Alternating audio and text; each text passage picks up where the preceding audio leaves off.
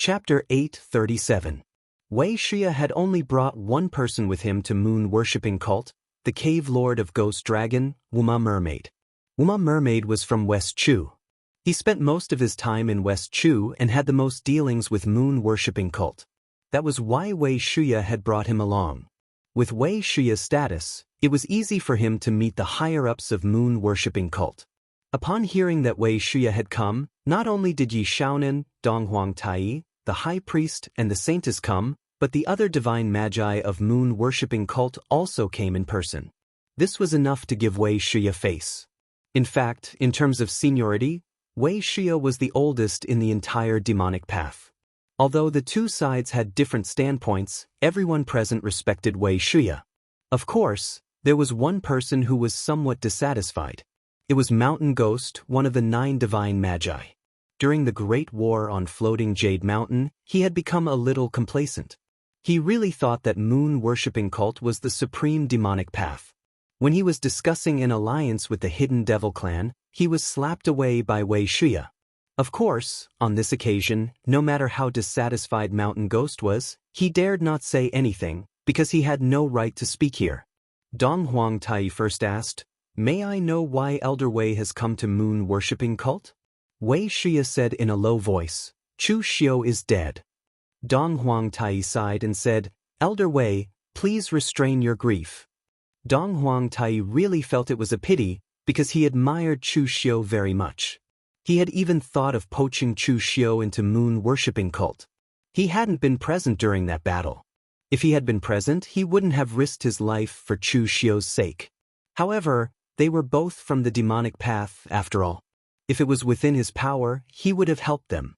The saintess of moon-worshipping cult also had a strange look on her face. Even now, she could not believe that Chu Xiu was really dead. Within the entire demonic path, the most outstanding junior of the younger generation was naturally Chu Xiu. Her light was completely overshadowed by Chu Xiu. However, she was very curious about Chu Xiu.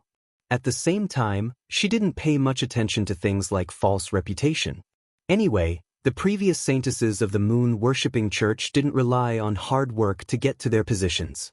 In the end, such a person died. This made the moon-worshipping sect's saintess feel a little strange no matter how she thought about it. Wuxia said in a low voice, "I do not need to grieve. My demonic path lineage believes in blood for blood, blood for blood, a tooth for a tooth. This time, I came to ask Cult Master Yi for help. At present, my Inma clan can't deal with divine monk Rama." Donghuang Tai and the others frowned. Moon-worshipping church had just finished a great battle between the righteous and demonic paths. At this time, they didn't want to take action again. However, before Donghuang Tai and the others could refuse, Wuxia took out a booklet and said in a low voice, "This is the handbook of Patriarch Dugu explaining martial arts to the 4 demon lords. As long as Cult Master Yi agrees, this is yours." There weren't many things in the Inma clan, but there were definitely a lot of things left behind by the Kunlun Devil cult. However, this handbook didn't belong to the Inma clan, but to Wuxia. In the past, among the 9 heavenly demons of the 9 heavenly mountains, some of them were the true heirs of the Kunlun Devil cult. They had a lot of good things in their hands. After the 5 heavenly demons were destroyed, they specially handed over their things to Wuxia before they died. Therefore, Wuxia's family background was not ordinary. At this time, before Donghuang Tai said anything, Yi Shaonan said directly, "I agree." For Yi Shaonan, he didn't even want to learn Dugu Weiwei's martial arts experience. He just wanted to see how much difference there was between him and Dugu Weiwei. Wuxia laughed and threw the booklet to Yi Shaonan, saying, "Cult Master Yi is straightforward. I'll leave Rama to Cult Master Yi. As long as Cult Master Yi can guarantee that Rama won't take a step out of Sabodhi Monastery, leave the rest to my Inma clan." After saying that, Wuxia left directly. Yi Shaonan also took the booklet and left. At this time, the high priest of moon-worshipping church suddenly asked Donghuang Tai, "When Chu Xiu was killed, weren't you there? If you were there, would you help that kid?" Donghuang Tai thought for a moment and said, "Most likely. That kid is very much in line with my temperament. It's a pity that he stayed in the Inma clan. Elder Wei is a character. He dares to play so big at such an old age, but the others are just cowards. Aren't you afraid of nurturing a tiger? After all, that kid is a member of the Yinma clan. Although we are all of the Devil Dao, we are not on the same path. Dong Huangtai laughed and said, that kid may be a tiger, but Cult Master is a dragon among men. As long as Cult Master is here, no matter who he is, Cult Master can suppress him. Forget it, it's useless to think about these things now. Whether Chu Xiu dies or not, it's good for our moon-worshipping church. In the previous war between the righteous and the demonic, our moon-worshipping church was the protagonist. Now, it's time for the Yinma clan to make trouble.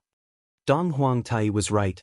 When the Yinma clan made trouble, the power was far beyond the imagination of the people of Jianghu. Half a month later, almost all the experts of the Yinma clan went to the South Barbarian land and began to kill the warriors of Subodhi Monastery outside, as well as some of the South Barbarian tribes that were close to Subodhi Monastery. The monks of Subodhi Monastery did not produce, but they also needed to accept worship. Therefore, in the South Barbarian land, there were many tribes that were willing to devote themselves to Buddhism and worship Subodhi Monastery. Of course, this was just a nice way of saying it. In fact, these South Barbarian tribes needed the protection of Subodhi Monastery. At the same time, they provided various resources and other things to Subodhi Monastery. And this time, in the attack of the Yinma clan, these people also became one of the targets. Since then, many South Barbarian tribes were frightened and immediately smashed the Buddha statues in their houses. As long as someone came to their door, they would directly say that they were irreconcilable with the bald donkeys of Subodhi Monastery and only hoped that the other party would spare their lives. What the Yinma clan did was to dig up the foundation of Subodhi Monastery and destroy its reputation. Therefore, Subodhi Monastery immediately prepared to fight back. But at this time, moon-worshipping church master Yi Shaonan went to Subodhi Monastery in the south and fought with Rama again. He forced Rama to not come out of Subodhi Monastery. Both sides seemed to be in trouble. Of course, even so, Subodhi Monastery was one of the North and South Buddhist sects. Even without Rama, the others were not to be trifled with. Subodhi Monastery immediately issued an edict and recalled all the sadhus outside. Some of the experts in the sect also took action and began to fight fiercely with the Yinma clan. At this time, both sides had victories and defeats, but in fact, Subodhi Monastery was at a disadvantage. Because the place where the battle took place was the entire South Barbarian land, the foundation of Subodhi Monastery was also destroyed. Therefore, no matter how they fought, Subodhi Monastery was at a disadvantage. Regarding this matter, most of the people in Jianghu had the same view, which was to wait and see. The Yinma clan's future successor had died, and he was an outstanding one at that. They were definitely angry.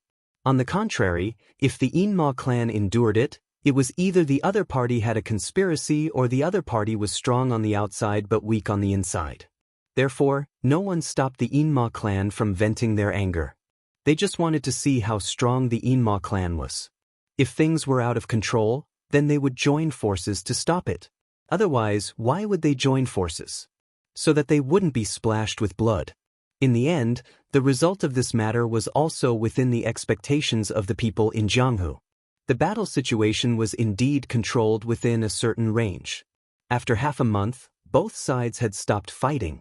Subodhi Monastery suffered a lot of losses, and the Yinma clan also suffered some casualties. If they continued to fight, they would probably fight to the death, so both sides had to withdraw. Of course, the most important reason was that the manual that Wei Shia gave Yi Shaonan was only enough for Yi Shaonan to persevere for such a long time. Without Yi Shaonan's obstruction, the Yinma clan did not dare to be so arrogant in the South Barbarian land. After a few months, the Jianghu was completely peaceful. After the storm, it was quiet and peaceful again. As for Chu Xiu, except for those who were deeply involved with him, who would remember him? This Jianghu would change once it was gone. If he died, then he could only become a passerby. Eastern Qi, Changlin County, Ji State Prefecture, Anping Street. This street was the largest and most prosperous street in the Ji State Prefecture. Warriors who came and went from the Ji State Prefecture also appeared here most often to sell or buy some weapons, pills, or some rare treasures and so on. Previously, because Prince Anil Jianghu was still alive, and because of the reputation of Prince Anil Mansion for being courteous to the wise, there were many warriors who came and went from the Ji State Prefecture. But with the collapse of Prince Anil Mansion a few years ago, this Ji State Prefecture was no longer as prosperous as before. The number of warriors who came and went directly decreased by more than half. At this time, in a shop called Treasure Pavilion on Anping Street, a short and fat old shopkeeper was leisurely basking in the sun at the door. His treasure pavilion was the property of the Ji State Prefecture's 5 yuan gang. Usually, there were many customers coming and going. But now it was noon, and there were still not many people. As the shopkeeper, he could only sit at the door and bask in the sun. At this time, a skinny, wretched-looking middle-aged man came out of nowhere. He came to the shopkeeper's side and said, "Shopkeeper's son, don't sleep. I've brought you something good." Shopkeeper's son slowly opened his eyes and said with disdain, "So it's you, Li Bu-san. Do you have nothing better to do? Running over to tease me? With your conduct, what good things could you possibly have on you?" Li Bu-san acted as if he had been greatly wronged. He said loudly, "I say, shopkeeper's son, as the saying goes, you can't judge a book by its cover. How do you know that I, Li Bu-san, will not be rich one day? Let me tell you, I once accompanied an important figure of the Jianghu to roam the Ji State Prefecture. He gave me an ingot of purple gold. Even now, I can't bear to spend it. I'm still worshipping it at home." Shopkeeper's son said with disdain, "Don't brag. The important figure you speak of died in the secret realm with the high monks of the Sabodhi monastery a few months ago. In the future, you don't need to worship him. You can just burn incense. Let me tell you, kid, if you make fun of me, this master, the consequences will be very serious." Li Bu-san laughed. "Look at what you're saying. I can make fun of anyone, but not you. Look, the good stuff is here." As he said this, Li Bu-san carefully took out a package. Inside were a few secret boxes, a few bottles of pills, and a few pieces of scrap metal. Among them was a red bead. It was as red as blood, as if it was condensed from fresh blood. Chapter 8:38. Shopkeeper's son looked at Li Bu-san and asked suspiciously, "Where did you get these things from? Don't tell me they're illegal goods?" Shopkeeper's son knew of Li Bu-san's background. He could be considered half a member of the pugilistic world, but in reality he was just a street thug. He was neither skilled in literature nor martial arts, but because he was clever, he often hung around in the Ji Prefecture. But these things were clearly not something he would take out. Illegal goods meant dirty goods. They were items with shady origins. Normally, it would be troublesome to collect these items because no one knew if the owner of these items would come knocking on their door. Li Bu-san hurriedly said, "Shopkeeper's son, don't speak nonsense. If they were really illegal goods, would I be able to take them out so openly? These were given to me by a loose practitioner from Northern Yen. He is a Northern Yen escort. Because he offended an enemy, he brought his entire fortune to Eastern Qi a month ago, preparing to retire from the pugilistic world. He wanted to exchange these items for gold and silver. Seeing that I am trustworthy, he handed them over to me. These are all items with righteous origins. Don't try to taint someone's innocence." Shopkeeper's son sneered, "You can be considered trustworthy?" Li Bu-san proudly said, "I, Li Bu-san, am still a person of the pugilistic world. I know what morality is. I have already decided to retire from the pugilistic world. These things are the foundation of my future life. How could I possibly blackmail someone? According to the rules of the pugilistic world, I will take a 30% cut. Shopkeeper's son, I am an understanding person. Give me a reasonable price, don't purposely lower the price." Shopkeeper's son coldly laughed. As he flipped through the items, he said, "Don't worry. In this line of work, I am more trustworthy than you. But there aren't any good goods here. 5 low-grade secret boxes. Although they were all unopened, there wasn't even a sex insignia on them. The materials used were even more ordinary. They weren't anything valuable. 20 taels of silver for one. And these pills? 3 bottles of Second Revolution Qi nourishing pills. Their quality was average. 100 taels of silver. What was this? 5 bottles of Third Revolution blood recovery pills? This is what the big shot you worshipped in Northern Yen. If you say it's a Second Revolution pill, its effect is better than a Second Revolution pill. If you say it's a Third Revolution pill, it hasn't reached the Third Revolution, but its price is the same as a Second Revolution pill. It's simply disrupting the market. It was said that even the blood recovery pills were hard to sell in Northern Yen. In Eastern Qi, these pills could only be sold at the price of a Second Revolution pill, 80 taels of silver per bottle. And what is this? Shopkeeper's son looked suspiciously at the blood bead and even used the colored glass mirror to examine it. However, he was unable to understand what it was. Standing at the side, Li Bu-san said, "This is a good item. That cultivator said that he accidentally picked it up several months ago when he was on an escort errand in the extreme north. Originally, he thought that it was just an ordinary gemstone. However, he discovered that it is indestructible. It is definitely a treasure. No matter what, it should be worth several thousand taels of silver, right?" Shopkeeper's son disdainfully said, "A few thousand taels? What are you thinking? If you don't recognize it, just treat it as trash. 50 taels of silver at most. These items add up to 850 taels of silver. If you want to sell it, then sell it. If you don't, then forget it." Li Bu-san rubbed his hands together and said, "Shopkeeper's son, we are all acquaintances. Can you raise the price a little more?"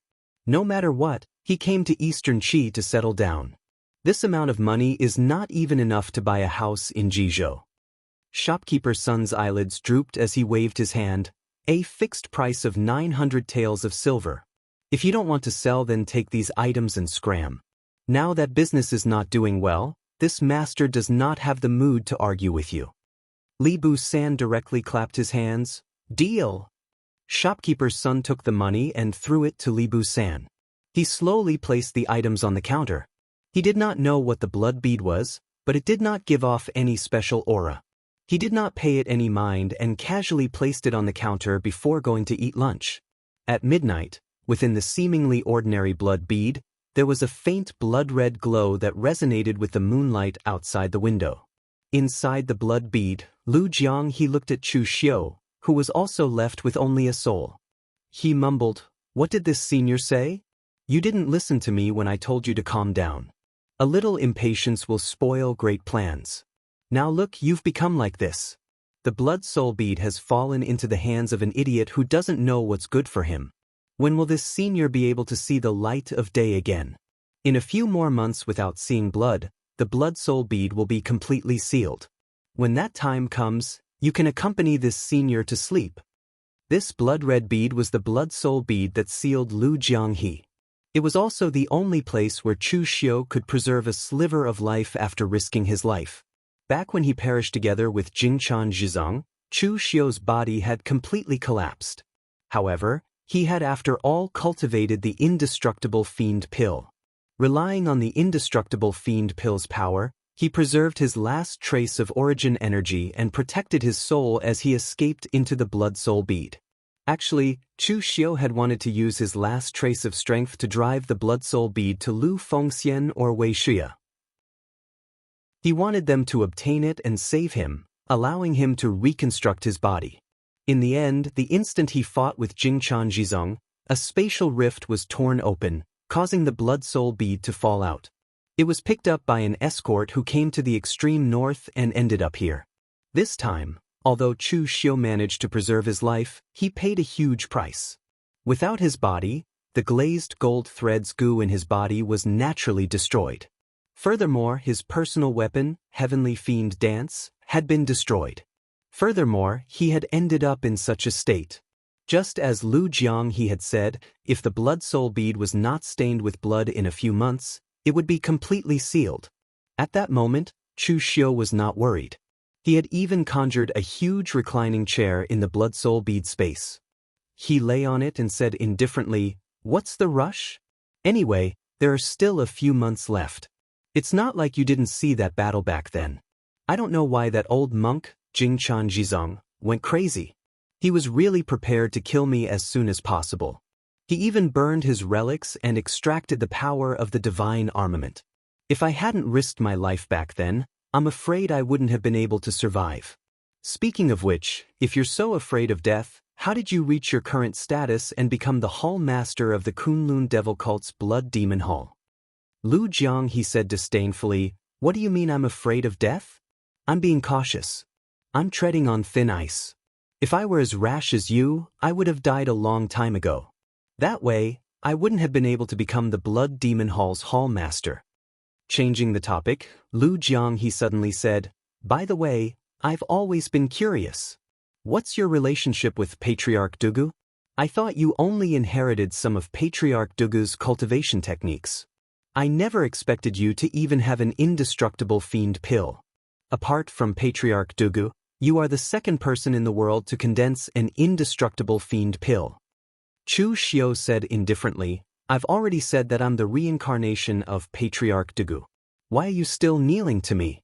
If you're obedient and serve me well, when I rebuild the Kunlun Devil Cult in the future, you will be able to become the fiend's supremacy as you wish.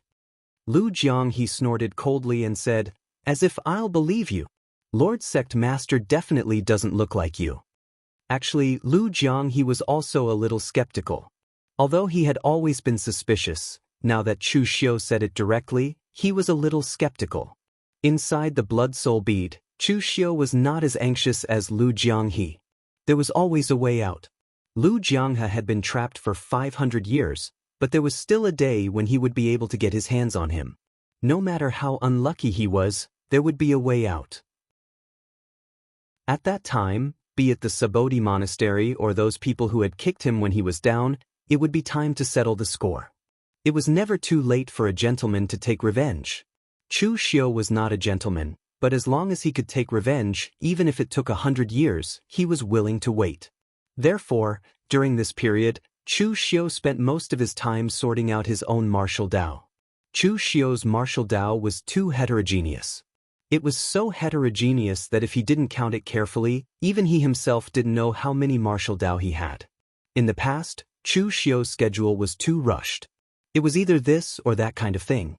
Therefore, when he was in seclusion, Chu Xiu would only comprehend his combat experience and cultivate his inner force. He rarely had the time to carefully sort out his martial Dao. Now that Chu Xiu had no body, he couldn't cultivate inner force and true qi. Therefore, this gave him time to carefully sort out his martial Dao. He thought about his martial Dao and made it more natural. During this time, Chu Xiu was still discussing with Lu Jianghe about the Blood God Demonic Technique and the Eternal Demon Pill. The Blood God Demonic Technique could reconstruct the body, so could the Eternal Demon Pill. The difference between the two was that one was fast and the other was slow. Reconstructing the body with the Blood God Demonic Technique was very simple. As long as there was fresh blood, one could devour large amounts of fresh blood to reconstruct the body and slowly become stronger. However, the Invincible Demon Core was different. Any kind of power could allow the Invincible Demon Core to reconstruct one's body, and the reconstructed body would not be a simple shape. Instead, it would be almost identical to one's previous body. Indestructible, just a little bit off. It couldn't be said to be indestructible. Of course, external objects like the glazed golden thread goo couldn't be returned. Therefore, during this period of time, Chu Xiu had been studying this matter with Lu Jianghe. If there was a chance, he could combine the Blood God Demonic Technique and the Eternal Demon Pill to reconstruct the body he wanted faster and stronger. At the same time, Chu Xiu made a promise to Lu Jianghe. When he reached the peak of the true fire spirit refinement realm and had the strength to suppress Lu Jianghe at his peak, he would let him out and help him reconstruct his body. However, towards this kind of promise, Lu Jianghe was very disdainful. You, Chu Xiu, are only left with a trace of your primordial spirit, and you still want to pretend to be a big bad wolf? Let's go out first. However, other than waiting, there was nothing else they could do. The blood soul bead was left on the counter of the treasure pavilion for half a month, but no one came. It should be said that the treasure pavilion's business was too bad. There were even times when no one came for several days. Even shopkeeper's son had almost forgotten about the blood soul bead and was sunbathing every day. Half a month later, a young martial artist wearing ordinary clothes stepped into the treasure pavilion. Chapter 839. Seeing this person, shopkeeper's son did not rush to greet him. Instead, he called out from behind the counter, "So it's young Master Yi Xiao. Are you here to buy healing medicine again? It's not that I want to criticize you, but the Yi family finally managed to get some monthly allowance. Why don't you use it to buy some cultivation pills? Within the younger generation of the Yi family, your talent isn't the worst. But you're still only at the blood condensation realm. Why pay such a large price for your incurable father?" Yi Xiao bitterly smiled. "But he is still my father. As his son, I can't just watch him die like this." Hearing this, shopkeeper's son couldn't help but shake his head, thinking that this child was hopeless. The other party was a branch family disciple of the Ji State's Yi family. But his life within the family wasn't very good. Originally, a branch family disciple was also surnamed Yi. Every month, they would give the family some offerings. Supporting himself was not a problem. But because his father was heavily injured during a family mission, both his legs were crippled and he suffered internal injuries. Thus, he became a cripple. He completely relied on Yi Xiao to support him. The monthly offerings from the family were not even enough to buy medicine. To drag down one's own cultivation because of a cripple, from shopkeeper's son's point of view, was not worth it. But since they weren't related, shopkeeper's son didn't say much. He only lightly shook his head. "All right, consider yourself lucky. I recently received a batch of good goods. Blood-returning pills from the northern Jianghu Hall. I'll sell them to you for 100 bottles. Although they are second revolution pills, their medicinal effects are close to the third revolution." Yi Xiao hesitated for a moment, but still took out the money. "Then I'll have to trouble shopkeeper's son to give me 3 bottles. As he took out the money, Yi Xiao accidentally knocked over a blood-red bead. Picking it up, he curiously asked, "What is this?"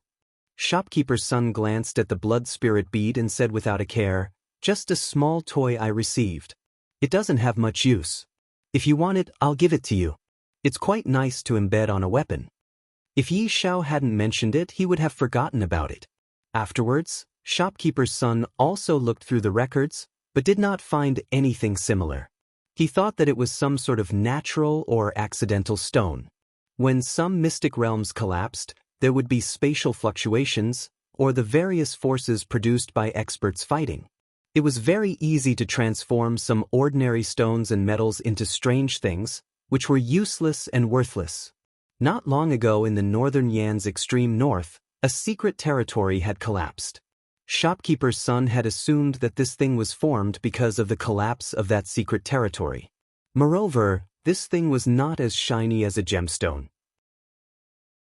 Even if he sold it to those rich merchants, they would not buy it. It was just a piece of trash. Yi Xiao received the pill and placed the blood soul bead into his robes. "Then I'll have to thank shopkeeper Sunday." Yi Xiao took the pills and returned to the Yi clan. He took a deep breath. To be honest, he didn't like this place. Although this was the family that gave birth to him and raised him, Yi Xiao always felt a sense of oppression here, so much so that he couldn't breathe. After he walked into the Yi clan, Yi Xiao carefully walked by the side as if he was afraid of something. Right at this moment, a teasing voice sounded out abruptly. Oh, isn't this cousin brother Yi Xiao? What? You went to buy medicine for that crippled father of yours again?" A young master in embroidered robes walked over with a few Yi clan disciples. His strength couldn't be considered to be strong, yet he was stronger than Yi Xiao, as he'd already attained the congenital realm. This person was called Yi Ting, the second young master of the Yi clan's direct descendant. Compared to Yi Xiao, who was a branch descendant, even though both of them were surnamed Yi, their statuses were like the difference between the heavens and the earth. At this moment, when he heard Yi Ting say his father was crippled, Yi Xiao couldn't help but grit his teeth and clench his fists tightly, yet he didn't dare make a move, nor did he dare reply. Because countless experiences in the past told him that not to mention being unable to defeat Yi Ting, even if he were to reply, the consequences would be even more severe. But even if he didn't speak, Yi Ting didn't let him off. As he looked at Yi Zhao's clenched fists, Yi Ting sneered with disdain. What? You still want to hit me? Come on, go ahead and hit me. After walking over to stand before Yi Zhao, Yi Ting slapped Yi Zhao's face in an insulting manner, and his expression was arrogant to the limit, causing the people behind him to start ridiculing loudly as well. The flames of rage in Yi Zhao's eyes blazed. But he just raised his fist when Yi Ting kicked him flying, and then Yi Ting stepped on Yi Zhao's hand. Amidst Yi Zhao's cries of pain, Yi Ting withdrew the medicinal pill in Yi Zhao's pocket and sized it up before saying with disdain, "Blood recovery pill? The clan didn't give you allowance for you to raise a cripple. You're truly a disgrace to my Yi clan." As he spoke, Yi Ting directly tossed the medicinal pill to the side, causing the porcelain bottle to shatter and the medicinal pill to scatter all over the ground.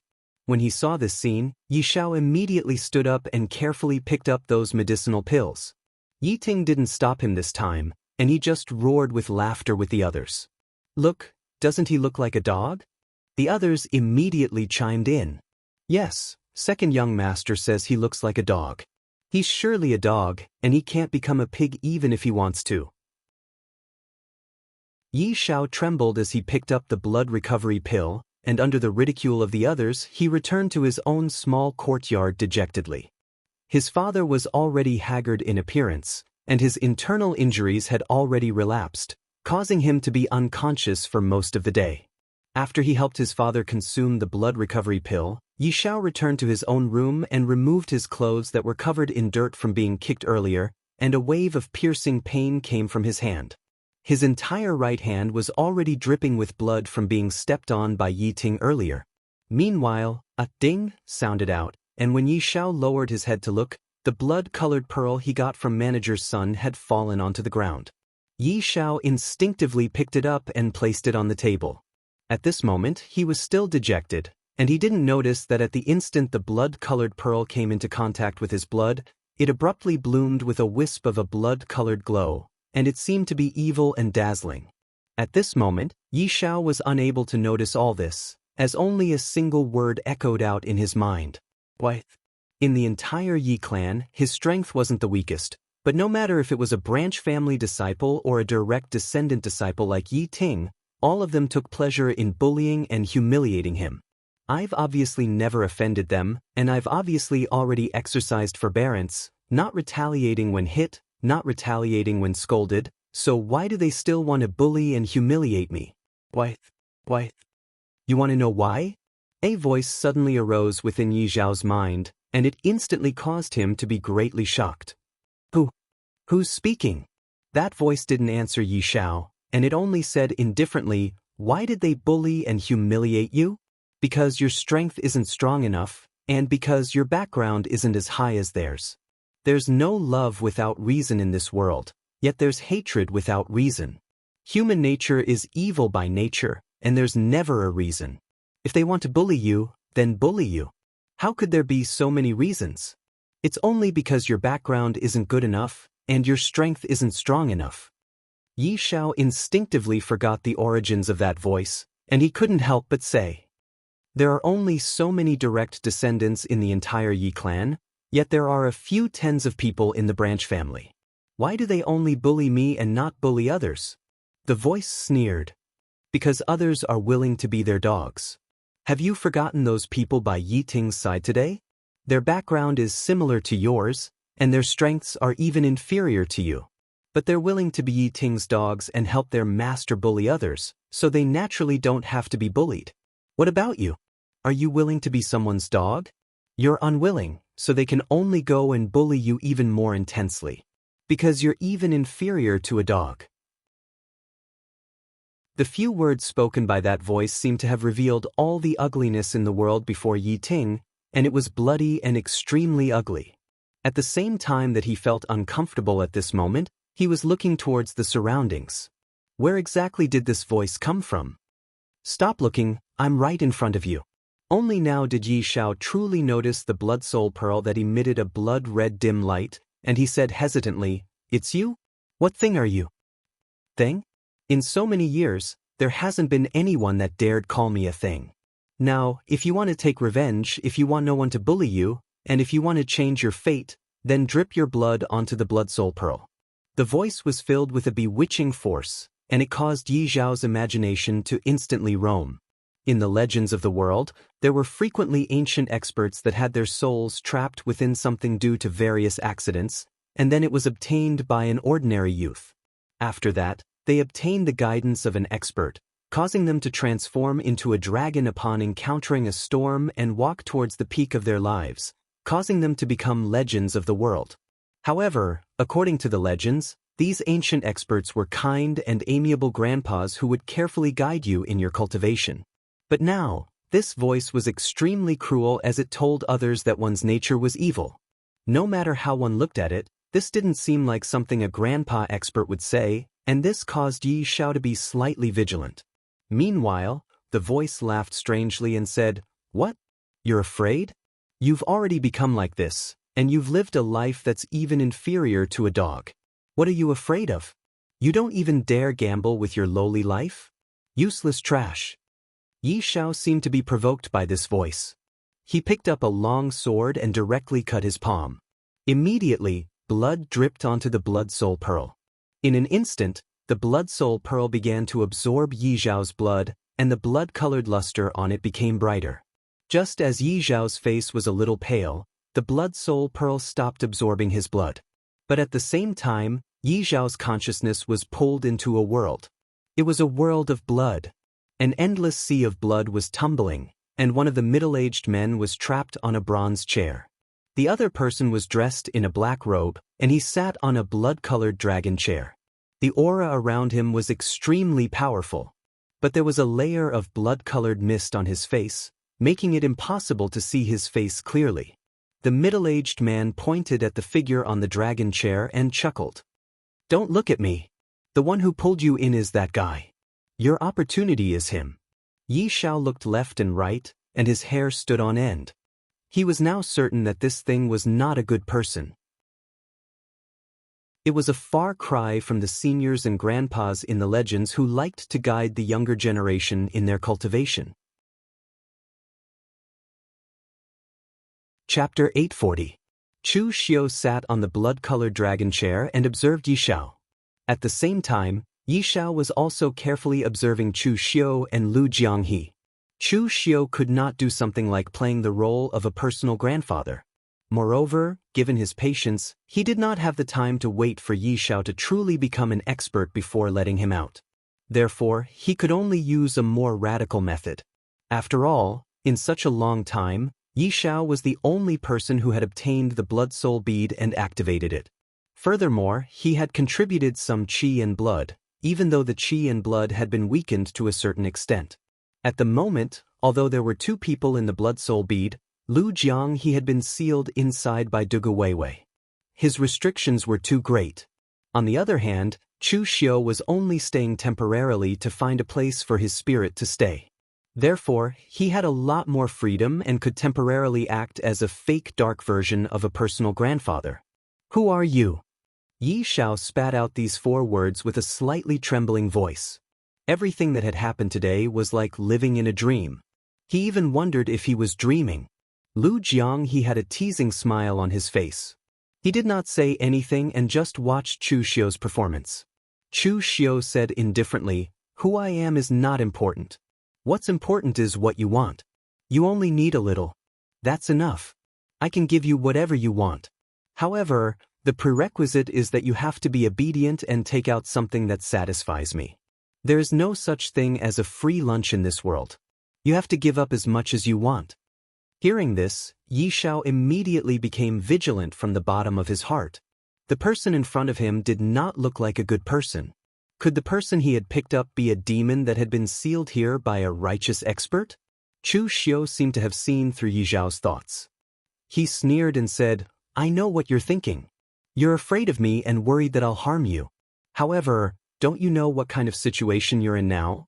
He was a piece of trash who was bullied and humiliated by others. He was clearly a disciple of a large clan, but in the end, his life was even worse than those loose cultivators who made a living in the outside world. To the direct descendants of the Yi family, or even to the entire Yi family, you're just a dog that's not even comparable to a servant. You're already a pile of mud. Even if you're worse, How bad can you be? I don't want your life. On the contrary, I can give you more things so that you can regain your dignity. Now, you can bet on whether you believe me or not." Yi Xiao clenched his fists tightly, and his eyes were bloodshot. He thought about all the humiliation he had suffered over the years, and how he had been humiliated even though he had been very careful and not done anything. He squeezed out a sentence from between his teeth. "I promise you. What do you want?" Chu Xiu's lips curled into a smile. "There's no rush. You can't give me what I want with your current strength. That's why I have to give you something first. You're too weak. You can't go on like this. Concentrate, I'll impart the cultivation method into your mind." Yi Xiao had just nodded when he suddenly let out a groan, and an intense pain came from his mind. But in the next moment, 4 ancient cultivation methods appeared in his mind. Yi Xiao roughly flipped through them and immediately sucked in a breath of cold air. He was only at the blood condensation realm, but he was still a cultivator who had experienced the orthodox martial arts education of the Yi family, so he had some experience. These cultivation methods and martial skills were powerful and exquisite, simply beyond his imagination. Compared to the cultivation methods of his Yi family's cultivation methods couldn't even be counted as dog shit. Chu Xiu lightly said, "Your foundation is too weak. This Dao Sect's marrow-cleansing secret art can help you cleanse your body and rebuild your foundation. The devil blood technique is a strange technique of the devil path. Although it can be mastered quickly, it won't cause you any negative consequences. It can help you quickly increase your cultivation. The blood transformation saber is used in conjunction with the devil blood technique, but this saber consumes your own blood qi. You can't use it unless you're risking your life. Finally, the Azure Dragon Sleeve is a simple saber technique, which contains the essence of ruthlessness and decisiveness of saber techniques. Your Yi family swordsmanship is too weak. You can practice it on the surface, but you should practice the saber internally." After imparting the cultivation method to Yi Xiao, Chu Xiu directly kicked his spirit out of the blood soul bead. When his spirit returned to his body, Yi Xiao was still a little dizzy. He even pinched himself, not daring to believe all this was true. But looking at the blood soul bead that was still glowing with a blood-red light in front of him, and the cultivation method in his mind, Yi Xiao couldn't help but believe all this. Thinking of this, Yi Xiao's eyes suddenly blossomed with a touch of fervor. No matter who the mysterious person sealed in the blood soul bead was or what his purpose was, the cultivation method was real. As long as there was a cultivation method, there would be power. Yi Xiao didn't delay at all. He directly gave up sleeping and began to practice the Xiantian skill. In the blood soul bead, Lu Jiang he curled his lips and said, "I say, is the boy you chose reliable? His strength is too weak, and his talent is too poor. If you want to rely on him to collect enough blood to rebuild your body, I guess you'll have to wait for 8 to 10 years. In my opinion, it's better to trick this boy into giving the blood soul bead to someone else and make other plans." Chu Xiu said lightly, "I don't rely on him to collect enough blood to rebuild my body, but on my own. Besides, don't look down on this boy. I didn't have a chance before, but now that I've given him a chance, I can let him soar to the sky. And his character is actually easy to control, just in line with my current needs." Lu Jiang he said doubtfully, "Are you serious? Why don't I see what's special about this boy? What's your background?" Chu Xiu suddenly asked. Lu Jiang he hesitated for a moment, but still said, "I used to be a water bandit, so what? Don't look down on water bandits. Back then, I was the chief of the 7 northern counties of Eastern Qi. Even the monks of the Great Guangming Temple and the Taoists of the Longhu Mountain had to pay for the passage if they wanted to travel by water. Otherwise, I would throw them into the water to feed the fish." Chu Xiu said indifferently, "After that, you kicked an iron plate and were chased by the righteous sects until you had nowhere else to go. Finally, you joined the Kunlun demon sect?" Lu Jiang he suddenly blushed. Obviously, Chu Xiu's guess was basically right. With his character, it was only a matter of time before such a thing happened. Without continuing to ridicule Lu Jiang he, Chu Xiu just said lightly, "You used to be a water bandit. Even when you were just a small water bandit, it was you who bullied others, not others who bullied you. But this Yi Shao? He was bullied to such an extent that he was not even comparable to a pile of mud. That's why he was unwilling. A person with unwillingness, a person with desires is the best to control. In the past, he didn't have power. Now that I've given him power, how far he can go will definitely be beyond your imagination. Talent is important, but unless your talent can reach the level of Zhang Qingjin, otherwise, it will be useless. There aren't many people in this world who can truly rely on talent to climb to a high position from the bottom. Lu Jiang, he still had some doubts, but people like him, which family doesn't have a few? Are you sure he can make it? Don't waste your time.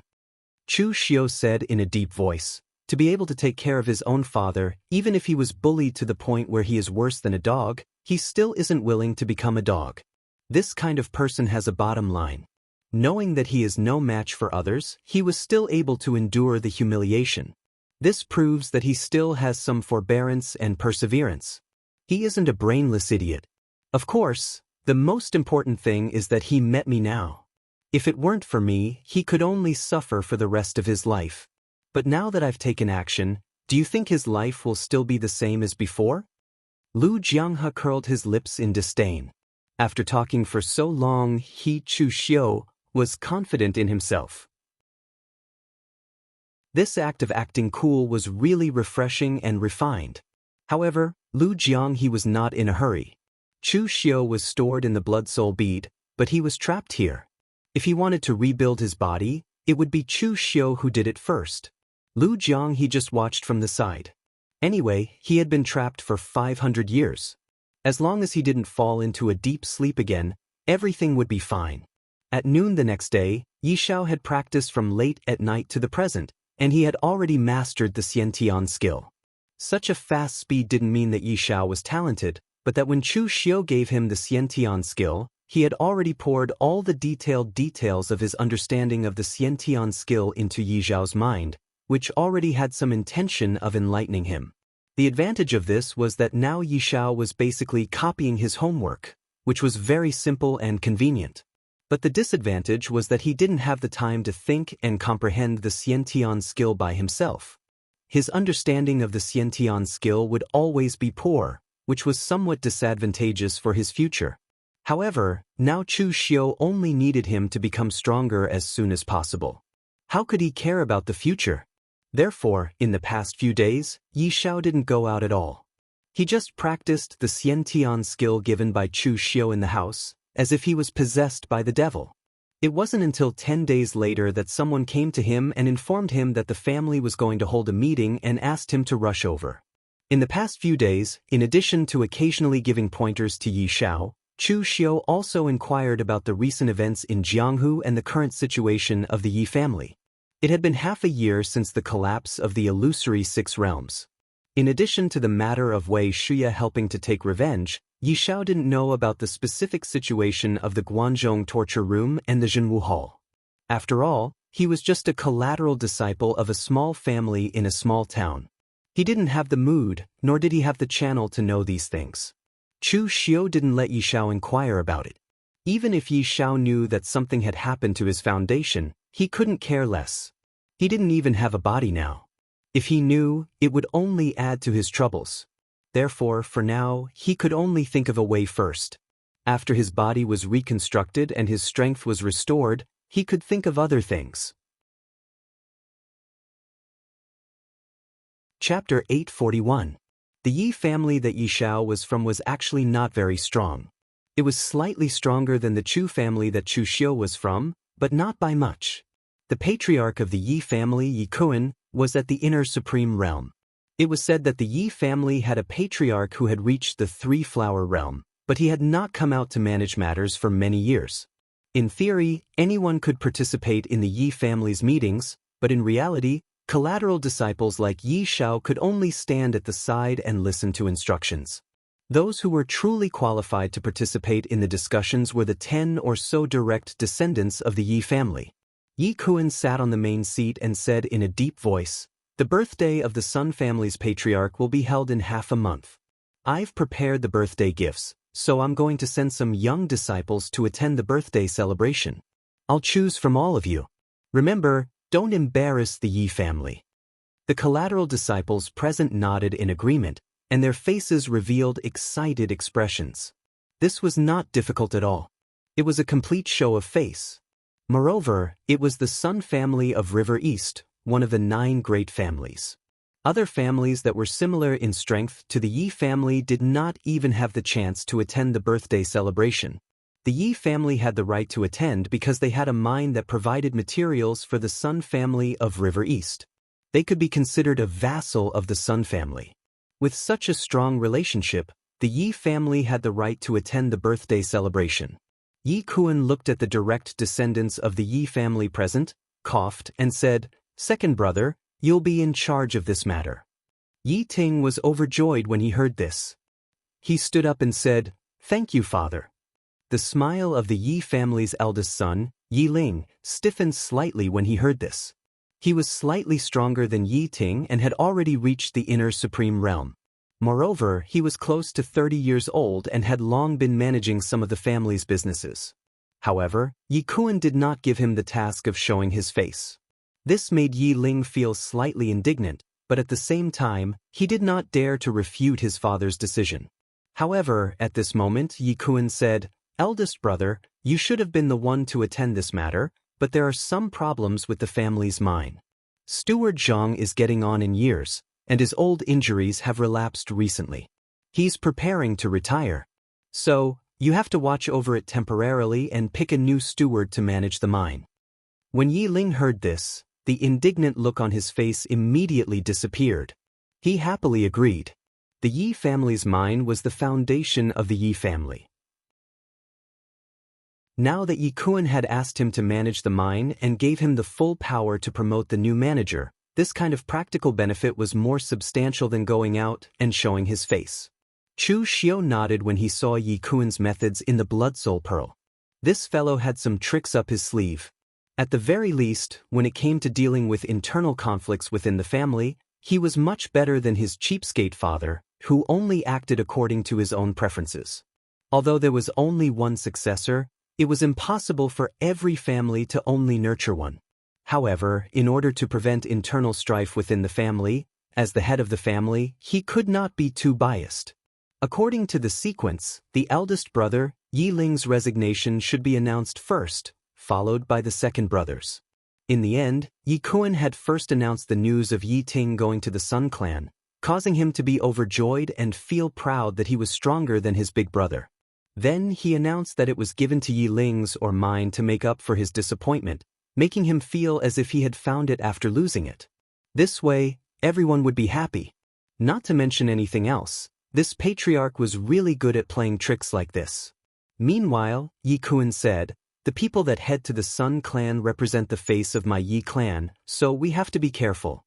Second brother, select a few disciples that possess a good strength and appearance to head there." Yi Ting hurriedly nodded, and then he picked out a few collateral family martial artists that he usually had a good relationship with. When it came to something like showing one's face, he naturally had to choose someone from his own side. Right at this moment, Chu Xiu said to Yi Shao, "Stand out and fight for this position to head to the Sun clan." Yi Shao was stunned, and then he replied in his mind, "Yi Ting has detested me since a long time ago, and he won't allow me to go to something like showing my face." Chu Xiu said indifferently, "You won't go just because he doesn't allow you to? This is a matter of the entire Yi clan, and it isn't a matter of Yi Ting alone. So long as you have the strength, then on what basis would the Yi clan refuse to allow you to go under the gazes of everyone? If you want to stand out, then you must stand before everyone and walk out of the Yi clan. Otherwise, if you stay in a tiny place like this for your entire lifetime, you can only be a frog at the bottom of a well." When he heard Chu Xiu, Yi Shao gritted his teeth and stood out. "Patriarch, disciple is willing to go as well." As soon as these words were spoken, everyone present was stunned. Yi Zhao's sense of existence in the entire Yi clan was extremely low, and he was extremely stubborn. He didn't say a single word when being bullied and targeted by Yi Ting, so he was detested by the latter. There weren't many people in the entire Yi clan that were willing to come into contact with him, as they were afraid of drawing trouble to themselves. Never had they imagined that he would actually take the initiative to stand out and strive for benefits. But did he have the qualifications? Even if it wasn't for Yi Ting, he wasn't ranked amongst the collateral family disciples of the entire Yi clan. The parents and seniors of the other collateral family members of the Yi clan were still alive, and they'd prepared medicinal pills and cultivation resources for them. Only Yi Xiao didn't have all these things. He even had to take out his allowance to purchase medicinal pills to raise his crippled father that was on the verge of death, and his cultivation had fallen behind the others since long ago. Yi Ting grunted coldly. "What trouble are you causing? Fuck off to the side." Yi Xiao didn't answer, and he just straightened his neck and looked at Yi Kuan as he said, "Patriarch, disciple feels that I have the qualifications to go." Yi Kuan looked at Yi Xiao for a short while before vaguely remembering this Yi clan collateral family disciple. He wasn't infuriated. As a Yi clan disciple, wanting to stand out and rise up was a good thing. Even if his own son didn't like Yi Xiao, he was surnamed Yi after all. Yi Kuan only said indifferently, "Do you think you have the qualifications?" But something like qualifications isn't something that can be obtained just by talking about it. Second brother, find someone and test his strength. Yi Ting gestured with his mouth, and a Yi clan collateral family martial artist laughed savagely as he walked out. Cousin brother Yi Xiao, swords have no eyes, you have to be careful. This collateral family martial artist was at the blood condensation realm as well. Even though he was younger than Yi Ting, the time he stepped into the blood condensation realm was much earlier than Yi Ting, and defeating Yi Ting was extremely easy. Right when that Yi clan disciple had just raised the sword in his hand and intended to execute the Yi clan's breezy fallen leaf sword to attack Yi Xiao, a wisp of a cold light suddenly flashed by. A clang sounded out as the sword in the Yi clan disciple's hand was actually directly blasted flying, and it was even to the extent that a wound split open between his thumb and forefinger, causing fresh blood to flow out. After a short moment, he seemed to have recovered from his shock, and he looked at his own hand as he let out a sharp cry. Everyone from the Yi clan present looked at Yi Xiao with gazes as if they were looking at a freak. He blasted his opponent's weapon flying with a single move, then wouldn't he only need 2 moves to take his opponent's life? Where did Yi Xiao get such strength from? Why is his sword so swift? Yi Kuan stared fixedly at Yi Xiao as well. He possessed a strength at the inner energy realm, so he naturally saw through everything long ago.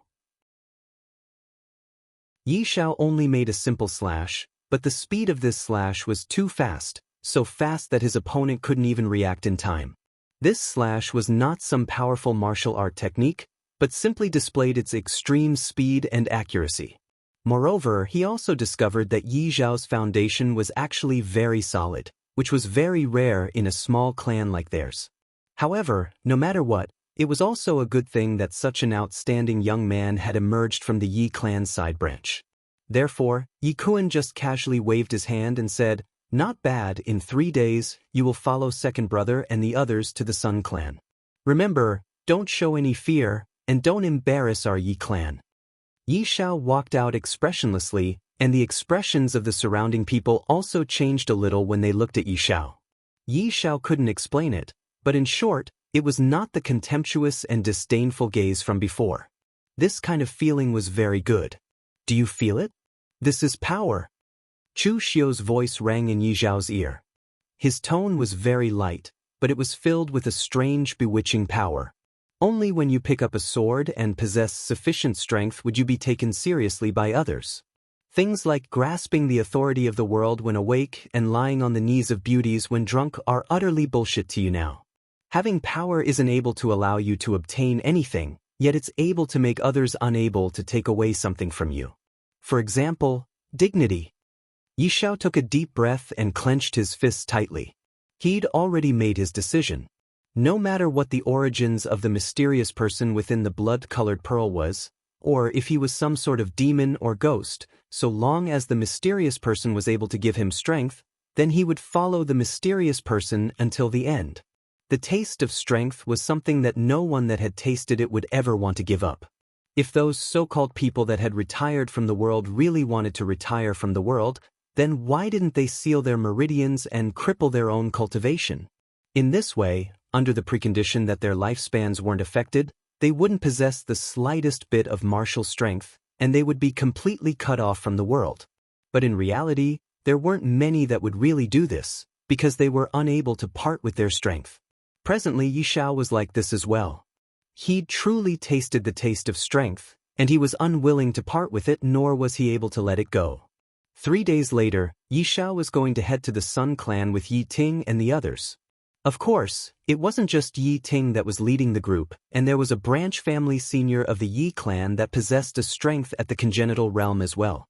The senior frequently walked in the trading companies that weren't part of the industry, and he possessed comparatively abundant experience. They'd brought along birthday gifts to the river this time, and for the sake of avoiding any mishaps from occurring on the way, they'd specially sent an experienced senior to follow along with them, and it could be considered as an escort. So Yi Ting had restrained himself from looking for trouble with Yi Shao all along the way. He wasn't an idiot, so he naturally knew what was important and what was urgent. His status in the clan was originally inferior to his older brother, and if he were to cause any trouble on the way, then he would probably be unable to maintain his current status. After arriving at the Sun clan in an ordinary manner all along the way, Chu Xiu saw the entrance of the Sun clan through Yi Zhao's consciousness, and a trace of a gloomy light flashed within his eyes. At that time, that group of people thought he was dead for sure, and they'd lined up to add insult to injury with the intention of killing him. Chu Xiu remembered all of these things, and when he settled the score in the future, not a single one of them would be able to escape. Chapter 842. Although the Sun family of Jiangdong was forbearing, it did not mean that they were really low-key. The birthday of the Sun family of Jiangdong could be said to be quite luxurious. More than half of the forces of the Eastern Qi martial arts world and some famous casual martial artists were invited. In fact, the Sun family of Jiangdong was too lazy to invite a small family like the Yi family. Even if they had a vassal relationship, the other party's strength was too weak. They were invited purely to make up the number of people and strengthen their power. In fact, the Sun family of Jiangdong did this because of Chu Xiu. The Sun family of Jiangdong had been forbearing for a long time. In the past, everyone knew that the Sun family of Jiangdong had something up their sleeves. Although they were forbearing to the big forces and even bowing to them, they would not pretend to be weak to those forces with similar strength. On the contrary, they would pretend to be the boss. But in the illusory 6 realms, the 2 mainstays of the Sun family of real pellet state were killed by Chu Xiu. This was a huge loss for a sect like the Sun family of Jiangdong. At the same time, it also attracted other forces to probe and spy on them. Therefore, Sun Zuchang, who hadn't held a birthday party for decades, suddenly wanted to hold one this time. He even made it such a grand occasion because he wanted to tell the other forces and sects that although the Sun clan of River East had suffered a loss this time, it was only a tiger that had lost 2 teeth, and its claws were still there. When other big forces entered the Sun family of Jiangdong, they were personally greeted by the disciples or deputies of the Sun family of Jiangdong. But an inconspicuous small family like the Yi family did not have such treatment. Only a servant led them in, and he even said arrogantly, after entering, "Be careful for me. Don't offend any big shots. You can't afford to offend them." Yi Ting, who was still aggressive in the family, quickly nodded and bowed at this time. His attitude was extremely respectful. Only Yi Shao felt a little uncomfortable. They were obviously guests who came to celebrate, but why were they even inferior to servants? But at this time, the other people of the Yi family did not have such a mentality. Instead, they were still looking at the guests and sighing. At other times, they wouldn't see so many experts from the major factions in the underworld. Sword Hiding Villa, Heavenly Weapon Pavilion, Chunyang Dao Sect, Jianghu Cult, Shangshuang Clan, Shangyang Mo Clan, Gaoping Lu Clan, White Tiger Clan, and so on. There were even people from the Eastern Qi Imperial Court. When these people arrived, they were all welcomed respectfully by the disciples of the Sun clan of River East. They had an extraordinary bearing, and Yi Shao was actually a little envious of them. "Are you envious of these people?" Chu Xiu's voice suddenly rang in Yi Zhao's ears. Yi Shao was stunned for a moment before replying, "Of course I'm envious. A real man should be like this." his reputation will shake the martial world, and he will be treated with respect wherever he goes. Chu Xiu smiled and said, "Don't worry, when you have power and status, you will also receive such treatment. However, don't be fooled by their current glory. If they were to encounter someone stronger than them, or a force stronger than them, they would still have to treat them with respect." Yi Xiao nodded and suddenly asked, "Then, senior, were you like them before?" Yi Xiao was not an idiot. This senior, who was only left with his primordial spirit, had been trapped in a small bead, but he was still able to retain his primordial spirit. This kind of strength must have been achieved by those legendary masters. Moreover, the few cultivation methods that he had casually pulled out could instantly destroy the Yi clan's cultivation methods. His background was certainly not ordinary. He did not dare to inquire about Chu Xiu's identity, but at this moment, he could not help but test him. Chu Xiu let out a strange laugh and said, "It's a little different. If I appear in front of them now, there will be those who hate me, those who fear me, and those who want to kill me again. There will be only a few who truly respect me." Yi Xiao shrunk his neck slightly. Could this senior be one of those world-shocking demons from the legends? However, he did not care that much. Whether he was a demon or not, as long as the other party could give him power, he would follow him to the end. After trying the benefits that strength brought and the dignity that came with it, Yi Xiao was unable to let go of it. At this moment, Sun Zhongming of the Sun clan walked over, and when he saw the Yi clan, he came over with a smile on his face and greeted, "So it's the brothers of the Yi clan. Your guests from afar, come in and have a seat." Yi Ting and the others were overwhelmed by the unexpected favor when they saw Sun Zhongming greeting them personally, and they hurriedly started to flatter Sun Zhongming. After Chu Xiu's batch of geniuses on the Dragon Tiger list stepped into the real pellet realm successively, the entire Dragon Tiger list had practically changed a batch of people. Sun Zhongming was very inconspicuous before, but he could be considered to be not bad amongst this batch of geniuses on the Dragon Tiger list. At this moment, Sun Zhongming had already attained the unity of the world, and his ranking on the Dragon Tiger list had already reached the 10th position. At least in the eyes of the Yi clan, he was already an extraordinary genius. Of course, in the eyes of others, there weren't any outstanding figures on the Dragon Tiger list in this generation, and they were truly too inferior when compared to Chu Xiu's generation that was filled with monstrous geniuses. Meanwhile, Chu Xiu said in Yi Zhao's mind instead, "Go, say some good words to go along with Sun Zhongming and let him have a good impression of you. At the very least, you have to leave behind a deep impression in his heart." Yi Xiao was stunned and said with a bitter smile, "Senior, I'm unable to do this. How would I know how to flatter and curry favor with others?" Yi Xiao really wasn't refusing this, as he had a stubborn temper.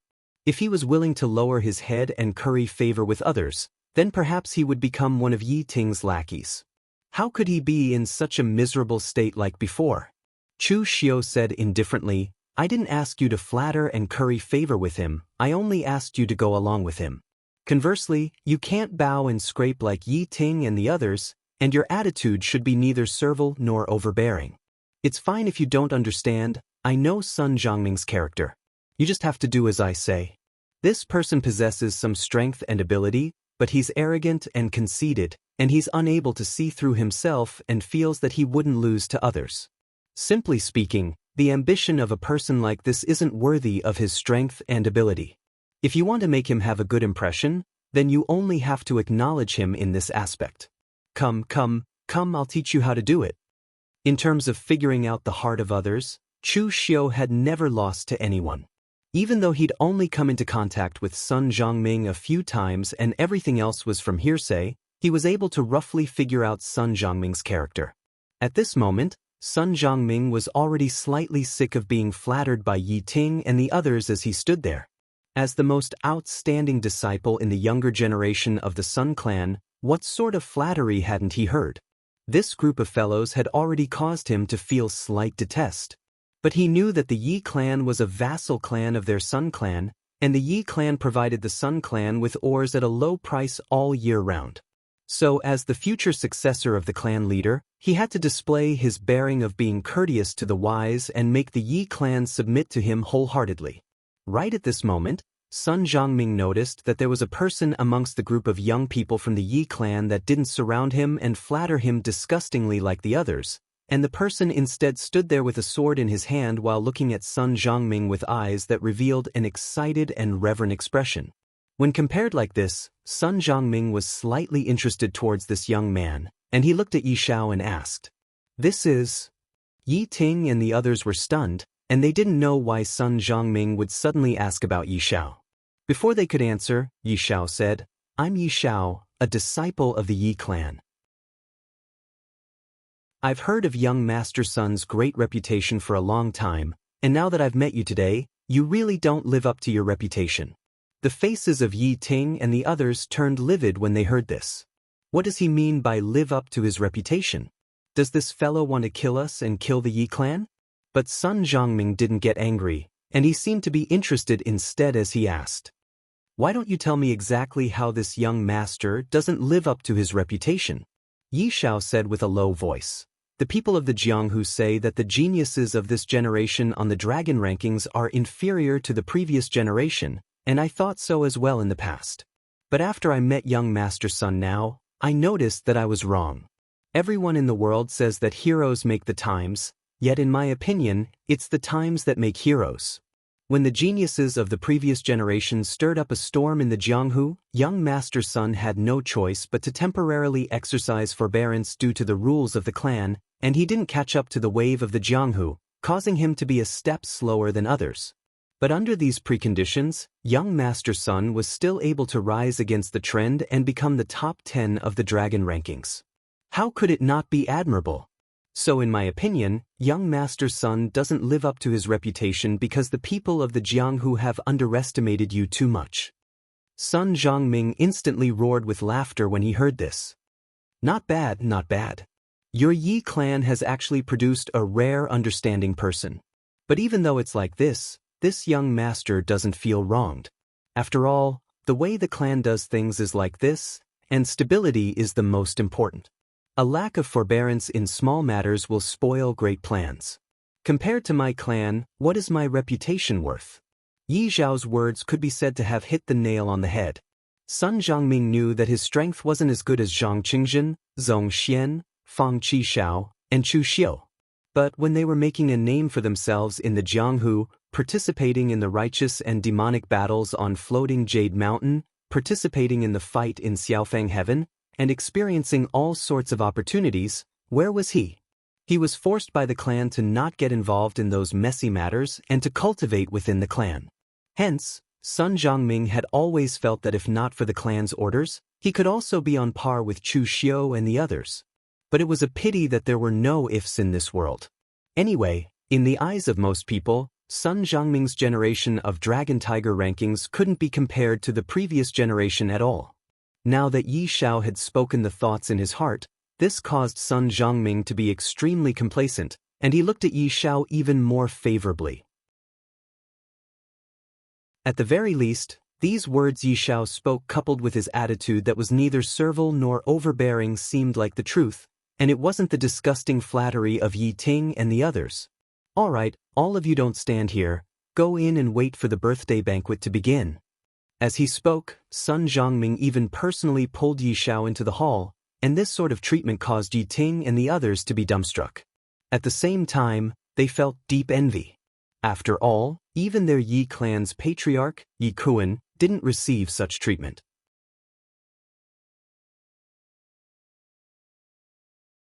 Chapter 843. It was not easy for Sun Zhongming to find a soulmate. His attitude towards Yi Xiao was quite good, which made the others jealous. However, at this moment, another group of martial artists walked in. This group was from the Gao Ping Lu clan. The Gao Ping Lu clan had a good relationship with the Sun clan. However, for some reason, when the people from both sides greeted each other, there seemed to be some conflict between them. Especially at this moment, a young man in a blue warrior suit with 2 long spears with thunder patterns on his back saw Sun Zhongming. He walked over and greeted, "Brother Sun, long time no see. I heard that you've been having a good time in the clan recently? That won't do. As a martial artist, you need to experience the pugilistic world to grow. Recently, I've been ranked 9th on the Longhu leaderboard, just above Brother Sunday Brother Sun, you have to work hard. Who's this guy? Chu Xiao asked Yi Xiao telepathically. At Chu Xiao's level, he only paid attention to the people on the leaderboard.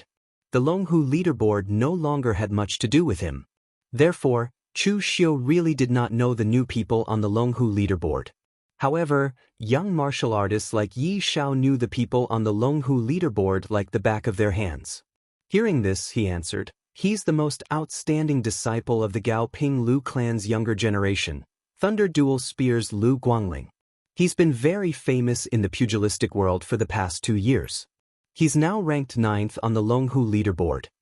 Chu Xiao nodded, then shook his head slightly. This generation of youngsters was really disappointing.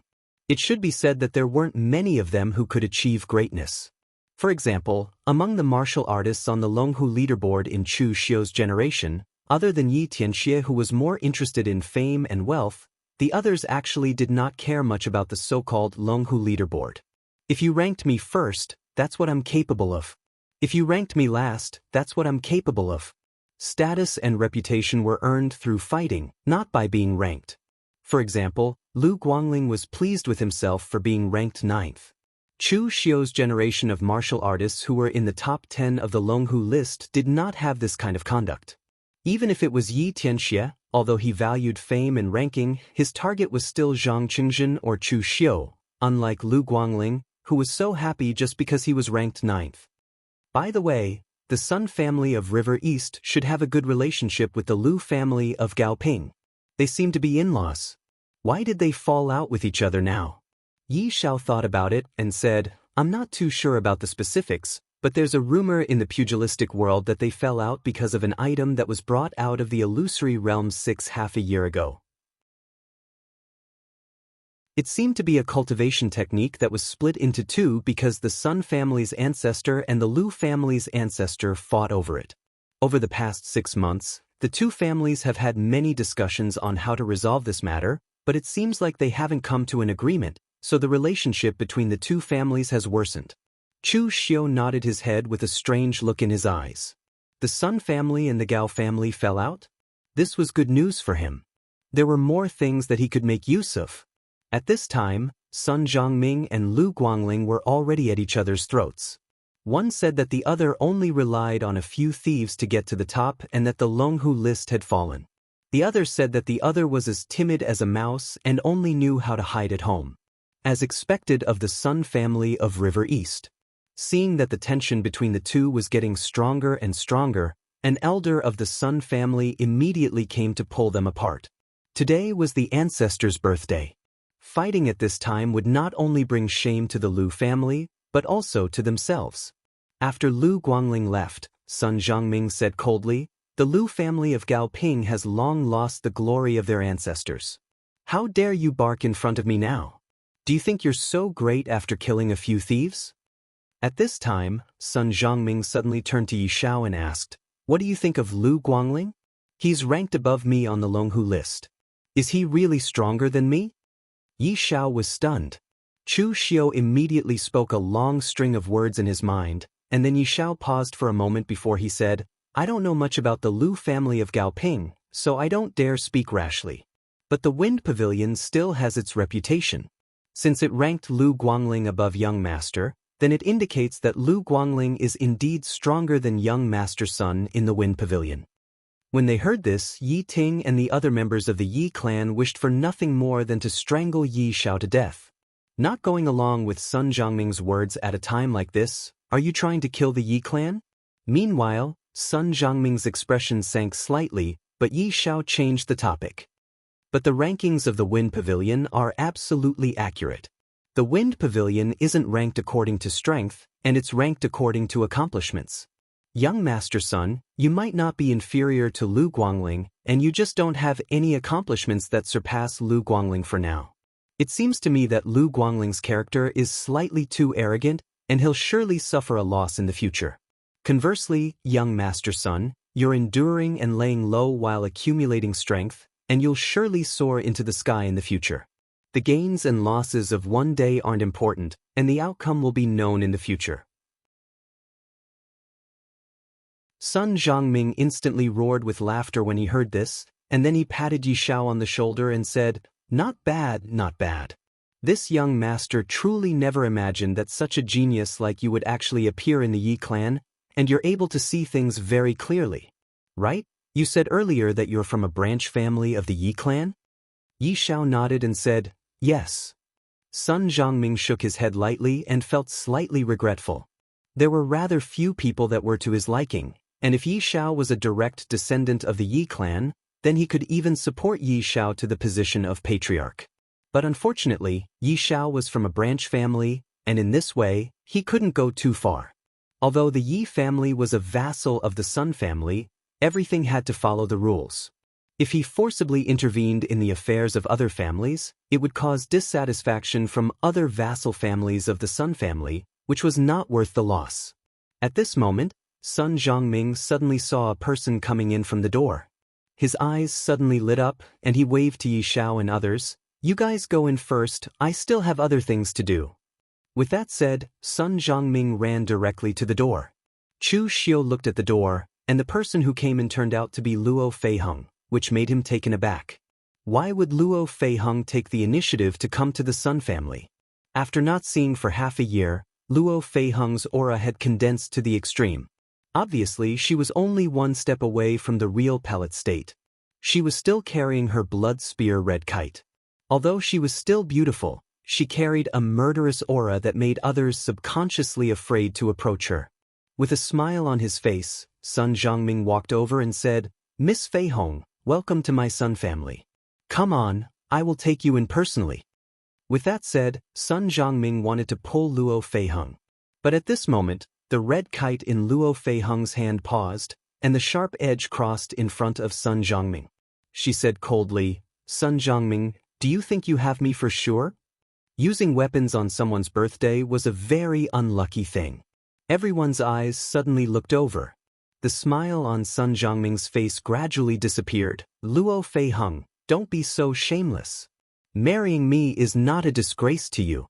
Your 9-branch hall will be merged into the Sun family of Jiangdong, and you can also get better development." Luo Feiheng sneered, "Relying on suppressing 9-branch hall to make me submit, Sun Zhongming, you are still so shameless. If Chu Xiu was still here, would you dare to suppress 9-branch hall? You wouldn't even dare to think about it. Bowing and scraping in front of others, but baring your teeth behind others. Sun Zhongming, you really are a dog, but your dog's guts are not all-encompassing. Instead, you are very small." Luo Feiheng's face turned red and white as she scolded Sun Zhongming. Everyone present was also discussing it. Currently, Luo Feiheng was ranked second on the Longhu leaderboard. In addition, although the 9-branch hall under her was not considered a big power in Eastern Qi, it was not small either. In fact, it was even bigger than the Luo family of Wu County where Luo Feiheng came from. Therefore, she was still very famous in Eastern Qi. Sun Zhongming relied on suppressing 9-branch hall to force Luo Feiheng to marry him. He wanted to gain both power and power. Many people knew this, and they were somewhat disdainful of Sun Zhongming's methods. If he used this method to deal with others, it would be called ruthless. However, if he used it to deal with a woman, it would be called despicable. Therefore, many people disliked Sun Zhongming. Looking at Luo Feiheng, Sun Zhongming sneered and said, "You still dare to be arrogant at this point? In the past, you relied on Chu Xiu's power. However, now that Chu Xiu is dead, there is not even a trace of him left. Without Chu Xiu's backing, you still dare to be so arrogant in front of the Sun family. Who gave you the guts? I wonder if the guts I gave you are enough?" Along with the voice, a dignified middle-aged man in a white scholar's robe stepped into the Sun family's main gate. Seeing this person, everyone present greeted him or bowed to him. "Greetings, Lord Xiao. Dean Xiao, how have you been? I haven't seen you for many years. Chancellor Xiao is still as elegant as before." This middle-aged man was Xiao Baiyu, the Grand Chancellor of the Jixia Martial Arts Academy in Eastern Qi. More than half of the martial artists from the Eastern Qi Imperial Court, especially the younger generation and the backbone generation, called him teacher or dean. Moreover, there were many martial artists from the Jishio Martial Arts Academy in Jianghu who were extremely respectful to him. When Xiao Baiyu served as the Grand Chancellor, he did not reserve anything from the disciples of the Jishio Martial Arts Academy. He taught them everything he knew as long as they could understand. Seeing Xiao Baiyu, Sun Zhongming's face suddenly became gloomy. At this time, he suddenly remembered that Luo Feiheng was not only from the Luo family of Wujuan, but also a good friend of Chu Xiu. She was also Xiao Baiyu's disciple and the most outstanding one among the martial artists from the Jishio Martial Arts Academy. However, Xiao Baiyu had so many disciples that even Xiao Baiyu himself couldn't count them all.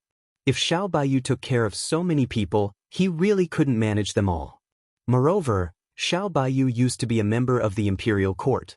If he intervened in the affairs of Jianghu without authorization, his identity would be a little awkward, and the Eastern Qi imperial court would not like it.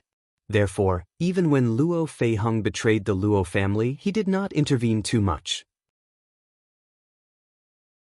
But now Xiao Baiyu had stepped into the spiritual cultivation realm with real fire, and his identity was very different from before. He also had more right to speak and status in the Eastern Qi imperial court. At this time, he publicly stood up to support Luo Feiheng, which also gave him more confidence.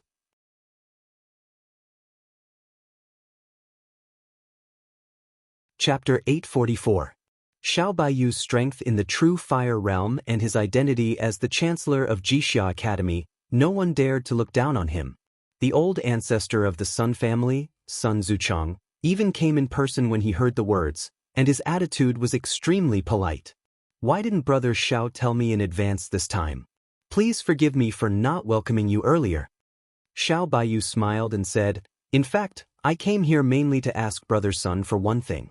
Please let Feiheng go this time. Feiheng is my disciple. She has experienced many ups and downs, and everyone in Jianghu knows this. After so many years, Feiheng finally has some foundation and family business in Jianghu. It's not easy. I believe that the Sun family of Jiangdong will not be interested in the little family business of Jiufen, so it's better to give me face and let this matter go. What do you think? Sun Zuchang's face was a little ugly. He knew what Sun Zhongming had done, but he didn't care about it. In an aristocratic family, reputation was secondary. The most important thing was to get the benefits. That was why he fell out with the Lu family for half a cultivation method. But now Xiao Baiyu said these things in person in front of so many people, which was a bit embarrassing for the Sun family, and also a kind of coercion. But after Sun Zuchang thought about it, he still reluctantly smiled and said, since Chancellor Xiao has said so, our Sun family will naturally not force you. Since they had already fallen out, Sun Zuchang didn't bother to be polite, and even didn't call him Brother Xiao. After all, in terms of seniority, he was one generation older than Xiao Baiyu. This matter was not a big deal, and he was not necessarily afraid of Xiao Baiyu, who had just stepped into the true fire realm. But what he really feared was the Eastern Qi imperial court, which was a giant. Moreover, Xiao Baiyu had many disciples in Jianghu, and he had a deep foundation in the Eastern Qi imperial court, so he was not easy to deal with. Turning his eyes to Sun Zhongming, Sun Zuchang snorted and said, useless thing, you even use force to chase a woman.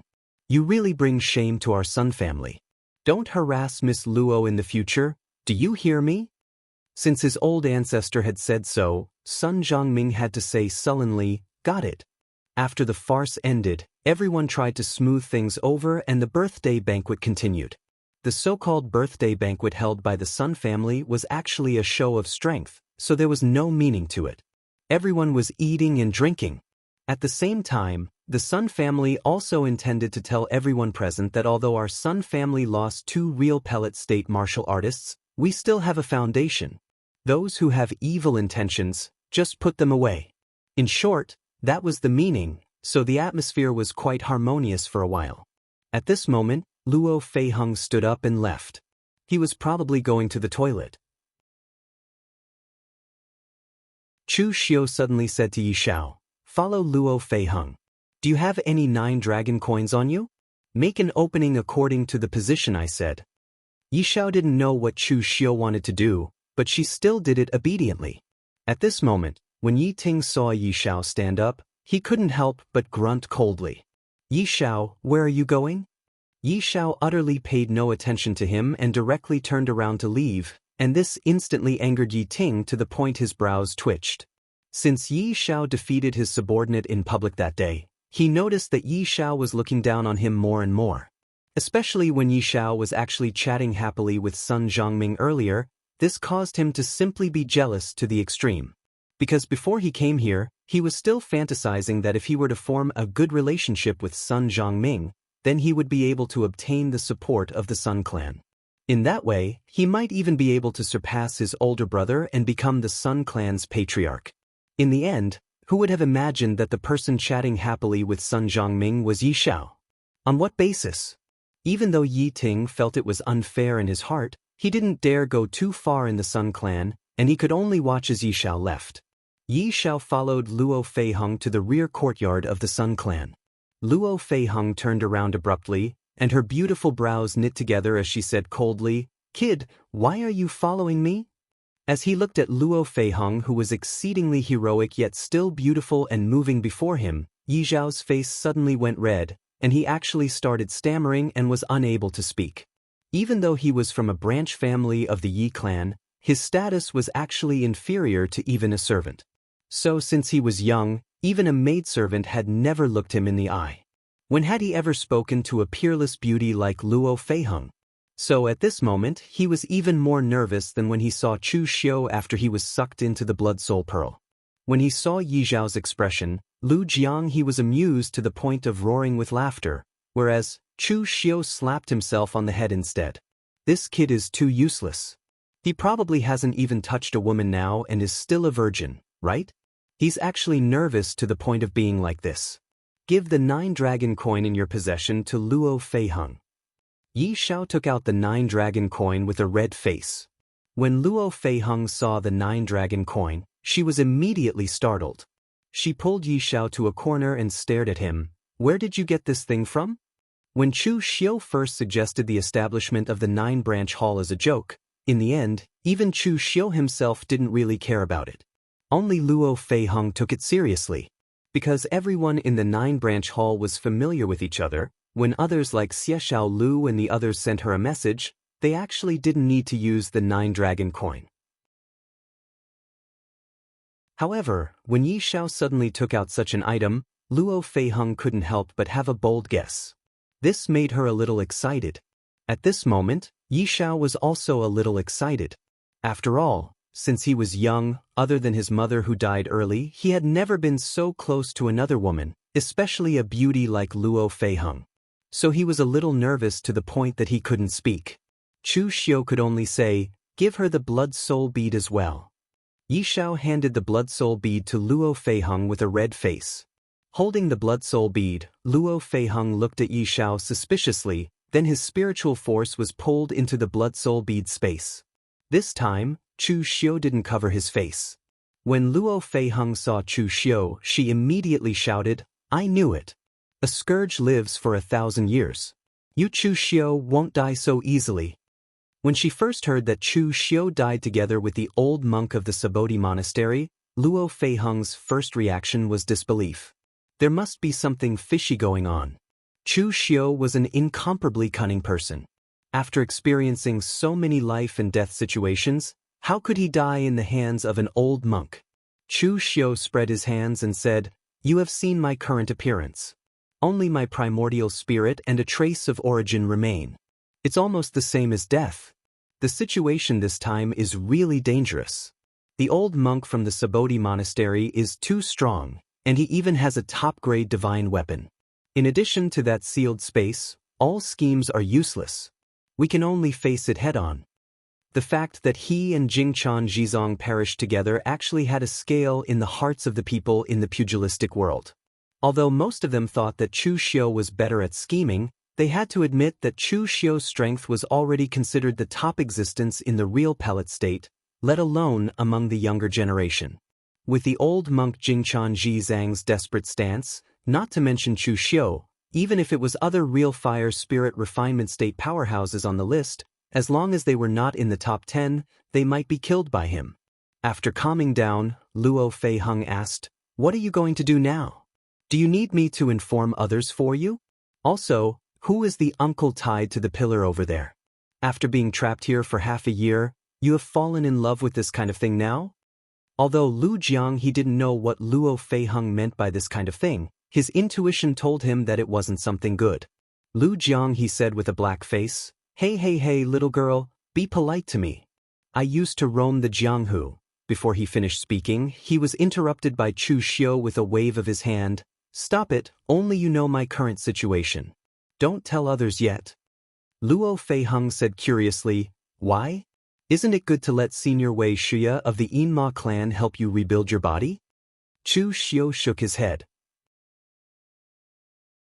A cold light flashed in his eyes as he said, The more people there are, the better. The fewer people who know that I'm still alive, the better. The hidden devil lineage doesn't belong to Senior Wei alone. This time, I'm going to play big, so I don't have to trouble Senior Wei for the time being. It's fine that the old monk of Sabodhi Monastery made a move, but since others threw stones at me when I was down, it's time for me to throw stones back at them one by one, and smash their heads until they bleed. Luo Feiheng was very familiar with this expression of Chu Xiu. Once Chu Xiu started to plot against someone, he would have this sinister look. However, Luo Feiheng was very excited, and she quickly asked, Then what can I do? Chu Xiu said, When I need your help, I'll send someone to inform you. I haven't started setting up the plan yet, so I'll find some time to slowly play around. Furthermore, this concerns my reconstruction of my body. If I don't earn back half a year's time this time, won't I lose a lot? Luo Feiheng nodded. Anyway, Chu Xiu was the best at using his brain to plot against people. She was responsible for doing it. By the way, in this half a year, did anything happen to my forces and the Yinma clan? Yi Xiao didn't know this before, and Chu Xiu didn't ask much about it. Now, Luo Feiheng should know something. Luo Feiheng said, After you died, Senior Wei Wuxia asked Yi Xiaonan of the moon-worshipping cult to stop the divine monk, Rama, in a rage. He led the Yinma clan to find trouble with Sabodhi Monastery. However, Sabodhi Monastery was too strong. Even without divine monk Rama, the Yinma clan couldn't shake them. They just caused some trouble for them, and they encountered great pressure. The other big shots of the Yinma clan wanted to retreat, and Yi Xiaonan also left, so the matter was left unsettled. Chu Xiu nodded slightly. For Wei Wuxia to do this for him, it was extremely benevolent. He wasn't Wei Wuxia's disciple, but in fact, Wei Wuxia treated him better than his own personal disciple. Moreover, in the entire Yinma clan, only Wei Wuxia considered the interests of the entire Yinma clan. This old man had done enough for Chu Xiu. This time, Chu Xiu already had a general plan for the body reconstruction, a plan to announce his official return.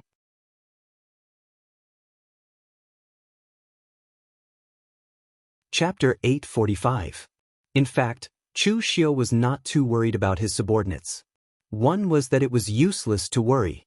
For half a year, Chu Xiu was trapped in the blood-soul bead. If anything happened, it had already happened. Also, Chu Xiu believed in his subordinates. They were not mediocre people. Chu Xiu was not arrogant enough to think that without him, his subordinates would immediately fall apart. The Jianghu would continue to revolve even if no one was around. Sure enough, Luo Feiheng said, Your subordinates didn't suffer too much loss. When you were still there, although you didn't guard the Guanzhong torture room had its own foundation. Other people also knew that Guanzhong torture room was under your protection, so no one dared to attack. But as the news of your rebirth spread, there were some unranked forces eyeing the Guanzhong torture hall. Once they succeeded, there would be endless trouble in the future. So Brother Lu took his 4 subordinates to guard the Guanzhong torture room. After killing some people, they had stabilized the Guanzhong torture room. There was also the Jianghu hall. Originally, the imperial court wanted to annex the Jianghu hall directly. First, they let a person named Taoist Wuyang take action, but the other party refused. Later, Wei Wuxia personally came to the Northern Yen imperial court. I don't know what he said, but the Northern Yen imperial court gave up. After that, the Northern Yen martial arts began to be restless again. Mei Qinglian and Pang Hu joined forces to barely suppress it. But speaking of which, Tangya and Yen Bugue, the two subordinates you accepted are also talents. They actually stepped into the real pellet state in this kind of adversity and became a martial arts grand master. And the two of them were also ruthless enough, so they deterred a group of people, temporarily stabilizing the northern Yen martial arts. Hearing Luo Feiheng's words, Chu Xiu was also relieved. Among his subordinates, Chu Xiu was most optimistic about Tangya and Yen Bugui. One was talented and perceptive, while the other was stubborn to the extreme. If he wasn't a madman, then he was a genius. Now, it seemed that the two of them did not let him down. Chu Xiu didn't talk to Luo Feiheng for too long. After all, this was still the Sun family. After asking Luo Feiheng to return the Blood Soul Pearl to Yi Xiao, the two of them parted ways and left. The Sun family's patriarch's birthday celebration ended very quickly. In fact, there wasn't much to say. After showing his presence and receiving a wave of gifts, the birthday celebration was over. Sun Zhangming found Yi Xiao to be really pleasing to the eye, and he actually gave Yi Xiao a treasure artifact short saber, causing Yi Ting to be extremely envious. On the way back, they passed by a dilapidated temple. The elder of the Yi family saw that the sky was already dark, so he asked his men to temporarily put down their luggage and rest here. When they went to River East this time, they also bought some special products from River East and brought them back to the Ji state to sell. The Yi clan was a small clan with a small business, and they wouldn't give up any tiny chance to earn money. Since they left the Sun clan, Yi Xiao seemed to have been isolated. All along the way, Yi Ting had been intentionally looking for trouble with him, whereas that elder of the Yi clan didn't stop him. They were afraid of causing trouble when they went there, so that elder of the Yi clan could be considered to have a good view of the overall situation and didn't allow them to cause trouble on the way. The most important thing was to celebrate the Sun clan's birthday celebration. But now that the matter had already been dealt with, he knew that Yi Ting was furious in his heart, so he would allow Yi Ting to vent it. One was the Yi clan's second young master, the other was a branch family disciple that wasn't heavily injured. Even an idiot knew how to choose. Yi Ting looked at Yi Xiao, who sat at the corner, and grunted coldly. Yi Xiao, go get some water. Yi Xiao frowned and said, we're on the mountain, where's the water from? Is the water in the group not enough? I asked you to go, so go. Cut the crap. Yi Ting suddenly flared up and directly smashed the bowl of soup in his hand at Yi Xiao. Even though the latter dodged it, Yi Xiao was splashed by the hot soup within the bowl. Everyone present went silent. They knew that Yi Ting was intentionally looking for trouble, so no one cared. Conversely, many people were watching as if they were watching a show, and the Yi clan elder was like this as well. Yi Xiao stood up abruptly and glared angrily at Yi Ting. But right at this moment, Chu Xiu's voice suddenly sounded out in his mind. Kill him. Yi Xiao shook abruptly, and he replied with disbelief in his mind. What did you say? Kill him? Even though Yi Xiao had been bullied and humiliated by Yi Ting for such a long time, truthfully speaking, the thought of killing someone had never appeared in his mind. After all, he was a member of the Yi clan. Even though he was a branch family disciple, the same blood flowed within him as Yi Ting. In the end, Chu Xiu asked him to kill someone, and this caused Yi Xiao to be slightly unable to accept it. Moreover, he hadn't killed anyone before. Of course you have to kill someone. He already hates you to the bone. If you don't kill him now, have you thought about the trouble you'll face in the future? Only all of you are present in this desolate mountain range. Destroy the corpses after killing him and casually push the blame onto bandits, and there'll absolutely not be the slightest flaw. Such a good opportunity is on your side at the right time, so what are you waiting for if you don't kill him? But there are no buts. Think about the humiliation you've suffered during these past few years. You took them to be members of the same clan, yet they only took you to be a dog. More precisely speaking, you're even inferior to a dog. Chu Xiu's words seemed to carry magic that stimulated the killing intent in Yi Xiao's heart, causing his eyes to gradually turn red as he walked slowly towards Yi Ting.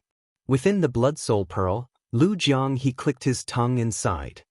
Kid, is it really good for you to do this? You actually used your spiritual force to stimulate the killing intent in his heart. Kid, you're a bit too cruel. They're your clansmen after all, And this kid has probably never even seen blood, yet you asked him to slaughter his own clansmen. You're inhumane. Chu Xiu glanced at Lu Jianghe and said indifferently, I annihilated my entire clan with my own 2 hands when I was at his age. Lu Jianghe instantly went silent. He wouldn't suspect that Chu Xiu was deceiving him, as this person before him was simply frenzied and inhumane. At this moment, in the outside world, Yi Ting couldn't help but sneer when he saw Yi Shao walking over towards him while revealing a ruthless expression. What? Could it be that you want to make a move against me? This young master took into account the overall situation within the Sun clan and didn't flare up. Do you really think I've given you face? You have to remember. Yi Ting hadn't finished speaking when a light swish resounded out, and the sword in Yi Zhao's hand had suddenly left its sheath and stabbed into Yi Ting's body. Blood flowed out from Yi Ting's mouth as he looked at Yi Shao who stood before him, and his expression was filled with disbelief. He killed me? He actually dared to kill me. Yi Ting wanted to raise his hand, yet in the next moment, his vitality had already dispersed, and his corpse fell straight to the ground. Yi Shao looked at the sword in his hand that was tainted with blood, and his eyes revealed a slightly perplexed expression. This is the feeling of killing someone? He'd killed someone, and the person he killed for the first time was a fellow clansman. He didn't feel uncomfortable or disgusted, and it was even to the extent that he felt slightly comfortable in his heart. As he looked at the fellow that humiliated him lying on the ground, his hand that held the sword was still trembling slightly, and it wasn't from fear but excitement. Within the Blood Soul Pearl, Lu Jianghe said with surprise, Oh my, this kid's performance isn't bad. He's able to be so composed even though it's his first time killing someone? Earlier, Lu Jianghe was rather dissatisfied with Chu Xiu's choice of Yi Shao, and he felt that Yi Shao was too weak and possessed weak strength and natural talent. But now it would seem that with this kid's disposition, Yi Shao possessed the potential to walk the path of devils. Chu Xiu said indifferently, I've always firmly believed that human nature is evil by nature.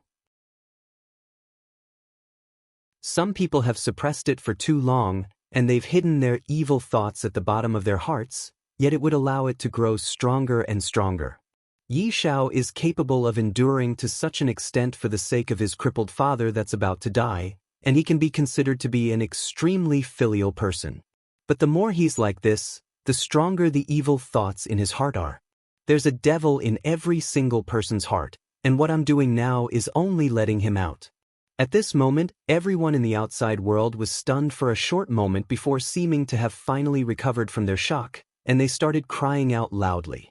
No matter what, they didn't dare believe that this Yi Shao who'd always been incomparably useless and allowed them to bully him would actually counterattack. Moreover, he killed Yi Ting as soon as he arrived, the second young master of our Yi clan. Has he gone mad? The sharp cries of these people jolted Yi Shao back to his senses at the same time. As he looked at the sword in his hand that was tainted with blood, a cold light bloomed in his eyes as he charged towards the others. When it came to killing, it was easy to get used to it the second time, and once he killed a person, the rest would be easy. With the cultivation technique Chu Xiu gave him, even though Yi Shao was still at the blood condensation realm now, he was obviously not on the same level as the others, and it was simply a one-sided slaughter. The Yi clan senior shouted out furiously. Bastard! How audacious of you! As a senior he'd protected and escorted these juniors, yet now, it had caused the death of the second young master. This caused that Yi clan senior to be able to imagine what sort of punishment he would suffer once he returned to the Yi clan. It was even to the extent that he was regretting at this moment. Why didn't I stop Yi Ting when he humiliated Yi Shao earlier? If I stopped Yi Shao, then perhaps Yi Shao wouldn't have gone mad to the point of killing him. The Yi clan's breezy fallen leaf sword was agile and sharp. At this moment, when that Yi clan senior executed it, sword lights shot out horizontally and vertically, and it was extremely gorgeous. His opponent was at the congenital realm, and even if Yi Shao possessed the boost of his cultivation technique, his strength was inferior to his opponent. So he fell into a disadvantageous position after a few moves. Right when that Yi clan senior intended to follow up his victorious attack and completely capture Yi Shao suddenly withdrew his sword and approached him. A sharp blade light flashed in his left hand like an azure dragon emerging from the sea, and it caused others to be unable to react to it. After the cold light passed, the Yi clan senior stood on the spot as he held onto his neck that had fresh blood spraying out, and he looked at the short blade in Yi Zhao's hand with an expression of disbelief. My Yi clan uses the sword, yet who exactly taught this terrifying blade technique of Yi Zhao's? This Yi clan senior already didn't have the time to ponder deeply, and in the next moment his corpse fell to the ground. Yi Zhao turned around, and the eyes of the other Yi clan disciples revealed boundless terror as they fled in all directions. Even a Yi clan senior at the congenital realm had died, so how would they go against Yi Zhao? But at this moment, Yi Zhao's eyes had already gone red from the slaughter behind them, and there was only a single thought in his heart: kill.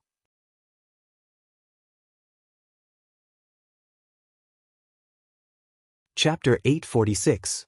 This was the first time Yi Zhao had killed someone. In Chu Xiu's eyes, this was just passable. The main reason was that he had been in a daze too many times when he was fighting. If not for the fact that his opponents were too weak, he might have been injured. After killing everyone, Yi Zhao was almost exhausted. He sat on the ground, looking at his blood-stained hands and the corpses inside and outside the temple. He was in a daze, as if he couldn't believe that he had done all this. Chu Xiu said calmly, "All right, don't be in a daze. There's still one last step. Kill, set fire, and destroy the corpses. However, before destroying the corpses, use the great demonic blood technique to absorb the blood qi from the corpses. This blood qi should be enough for you to step into the innate realm. Store the rest in your body for future cultivation. To outsiders, you can say that you broke through when you were being chased."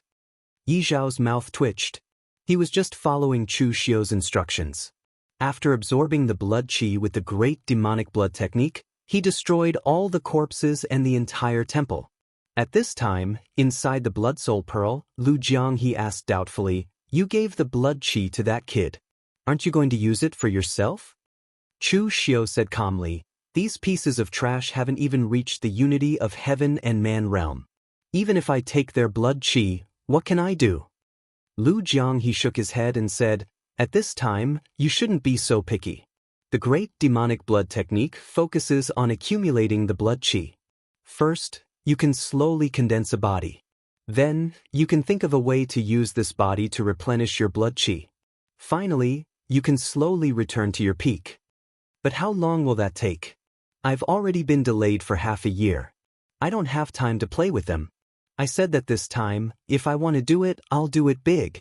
That's the way you use the great demonic blood technique to reconstruct your body. It's not what I want to use. What I need is not to repair and restore to my peak. Instead, I need to destroy and rebuild, to become stronger." Hearing Chu Xiu's words, Lu Jianghu revealed a trace of suspicion. He naturally knew how much blood qi was required to reconstruct his body to its peak, and so did Chu Xiu. If he didn't accumulate it bit by bit, how could he get so much blood qi? He didn't even have a physical body, yet he still planned to destroy his entire family? However, Chu Xiu did not tell him the plan. This time, Lu Jianghu did not ask too much. Just as Yi Zhao was about to leave, Chu Xiu suddenly said, "Stab yourself twice." Yi Zhao was suddenly stunned. What? Chu Xiu Xiao said. Yi Xiao snorted. Chu Xiao blood. Yu Xiu's clan's Yu. Yi clan members Yu. Moreover, it's possible that you didn't die after encountering bandits. But if you don't even have the slightest injury, then it would be too fake. Don't take the members of the Yi clan to be idiots. Yi Zhao gritted his teeth and was really ruthless. He directly stabbed his abdomen twice, and it almost penetrated his body, causing a large amount of fresh blood to spray out instantly. One of the stabs was even close to a vital point. If it wasn't for the great demonic blood technique being able to control the flow of blood qi and prevent Yi Zhao from losing too much blood to death, he might not even be able to return to the Yi clan alive. A few days later, Yi Zhao, whose aura was low to the limit and seemed to be on the verge of death, barely managed to crawl to the entrance of the Yi clan, yet he didn't say a single word before fainting. This time, he wasn't faking it, and he really fainted. There was a group of people when he left, yet only a half-dead person remained when he returned. The entire Yi clan was instantly in an uproar, and they started to treat Yi Xiao in a flurry. After Yi Xiao was saved, Yi Kuan and the other members of the Yi clan surrounded him and asked hurriedly, "Where's Yi Ting? Where's the other members of the Yi clan? What exactly happened?" When he heard Yi Kuan and the others ask this, Yi Xiao couldn't help but feel slightly disappointed. He was still heavily injured now, yet the patriarch and the others didn't ask him a single thing in the end, and they only cared about Yi Ting's safety. Of course, Yi Xiao knew his status in the clan now, and he gritted his teeth and said, "It was bandits. When we returned from the River East, we purchased some specialty products from the River East, and it was precisely because of this that we were targeted by bandits. The others were killed by the bandits, and only I escaped with my life." Truthfully speaking, as far as Chu Xiu was concerned, Yi Zhao's acting skills were too inferior, and his emotions weren't on point and weren't realistic. At the very least, it was far inferior to him. When encountering a situation like this, Yi Xiao ought to reveal a form of fear that had a lingering fear in his heart, a form of pain that he couldn't bear to recall the scene from that day, and a trace of sorrow that was just right. Only then would it be perfect.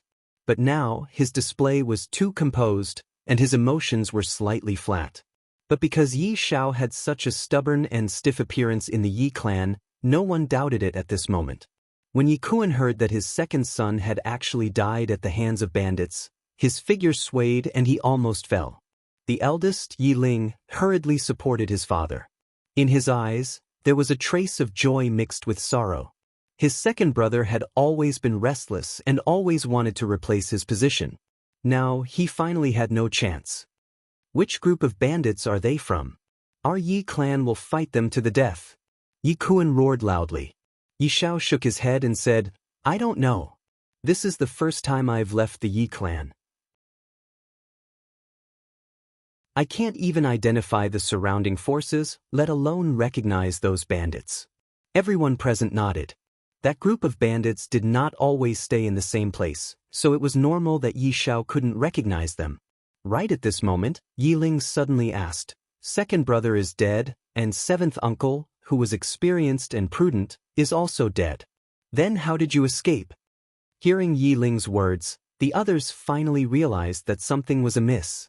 As the second young master of the Yi clan, Yi Ting had already reached the Khanate realm. He also had some life-saving techniques. The elder who led the Yi clan was the seventh son of the collateral branch. He also had Khanate realm cultivation and was very experienced. In the end, he had also died. If anyone could escape, it should have been these two. How could Yi Xiao have a chance? Yi Xiao coughed and took out the dagger that Sun Zhongming had given him. He said, "When I was in the Sun clan, I had a pleasant conversation with the eldest young master of the Sun clan, Sun Zhongming. That was why young master's son gave me this precious weapon. Those bandits did not expect a small fry like me to have a precious weapon. In their carelessness, I broke their weapons and charged out. In the midst of the chase, I broke through to the Khanate realm and was able to escape." Yi Kuan held the dagger in Yi Zhao's hand. The hilt of the dagger was indeed engraved with the Sun clan seal. This was a weapon forged by the Sun clan. Previously, Yi Xiao had been unconscious. Now that he had woken up, no one had paid attention to his strength. Now that he had mentioned it, everyone realized that Yi Xiao had also reached the Khanate realm. This was a surprise. In a small clan like the Yi clan, those who could step into the Khanate realm in their 20s were all nurtured by the clan. Now that Yi Xiao had stepped over this threshold without relying on the clan's power, it could be said that fortune and misfortune were interdependent. Yi Kuan held the dagger and pondered for a moment before asking, "Are you really on good terms with Sun Zhongming, young master's son?" Yi Xiao smiled bitterly. "How could I lie about this? Many people saw that scene. Clan leader can ask the other clans who attended the birthday banquet." Yi Kuan thought about it and handed the dagger in his hand to Yi Xiao. He said, "Since young master's son thinks so highly of you, you have to perform well. The next time you see young master's son, don't embarrass him. From today onwards, you will be in charge of the business in the clan. If there's anything you don't understand, you can ask the elders in the clan." Everyone was stunned. It seemed that no one had expected Yi Kun to hand over such an important authority to an outsider like Yi Xiao. Of course, many people understood that Yi Kun was aiming for Sun Zhangming. The successor of the Sun clan from River East had taken a fancy to someone from the Yi clan. This was a great thing, so of course they had to make good use of it. Turning his head, Yi Kun said coldly, "Bring some people to the scene of the incident and see if you can find any clues. If I find out who did it, the Yi clan will not rest until they are dead." After everyone left, Yi Xiao heaved a sigh of relief. Just now, he had been on tenterhooks, afraid that once he was discovered, he would be hacked to death by the Yi clan. Don't be nervous. This kind of thing will be fine after you get used to it. It's always like this for the first time. Chu Xiu's voice sounded in Yi Zhao's mind. Yi Zhao's face turned pale. There's a second time? Chu Xiu said faintly, "You told a lie, so you have to use countless lies to make up for it. You killed one person, so naturally, you will have to kill countless people in the future to clear your path. Don't worry, it won't be too long." After saying that, Chu Xiu did not move. However, at that moment, Lu Jianghu chuckled and said, "I dare to bet that when you first killed someone and lied, you were much calmer than this lad." "How do you know?" "Because you are more shameless and black-hearted than this lad. It's a waste of talent for someone like you not to join the diabolism." Chu Xiu shook his head slightly. Actually, at the beginning, he had wanted to draw a clear line between himself and the diabolism. In the end, who would have thought that he would fall deeper and deeper into it? Over at the Yi clan, after Yi Xiao recovered from his injuries, his status in the Yi clan seemed to have undergone a huge change. His status was elevated to the level of a direct descendant, or rather, second only to the eldest young master Yi Ling.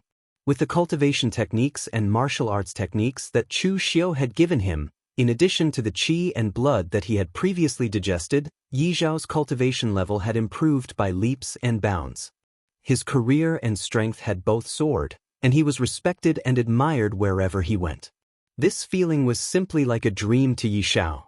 It was even to the extent that he was so happy that he almost forgot about Chu Xiu's existence. However, one night after a month, Chu Xiu suddenly said to Yi Xiao, "You should be prepared." "Prepared for what?" Yi Xiao looked confused. "Prepared to kill Yi Kun and his son, or to destroy the entire Yi clan."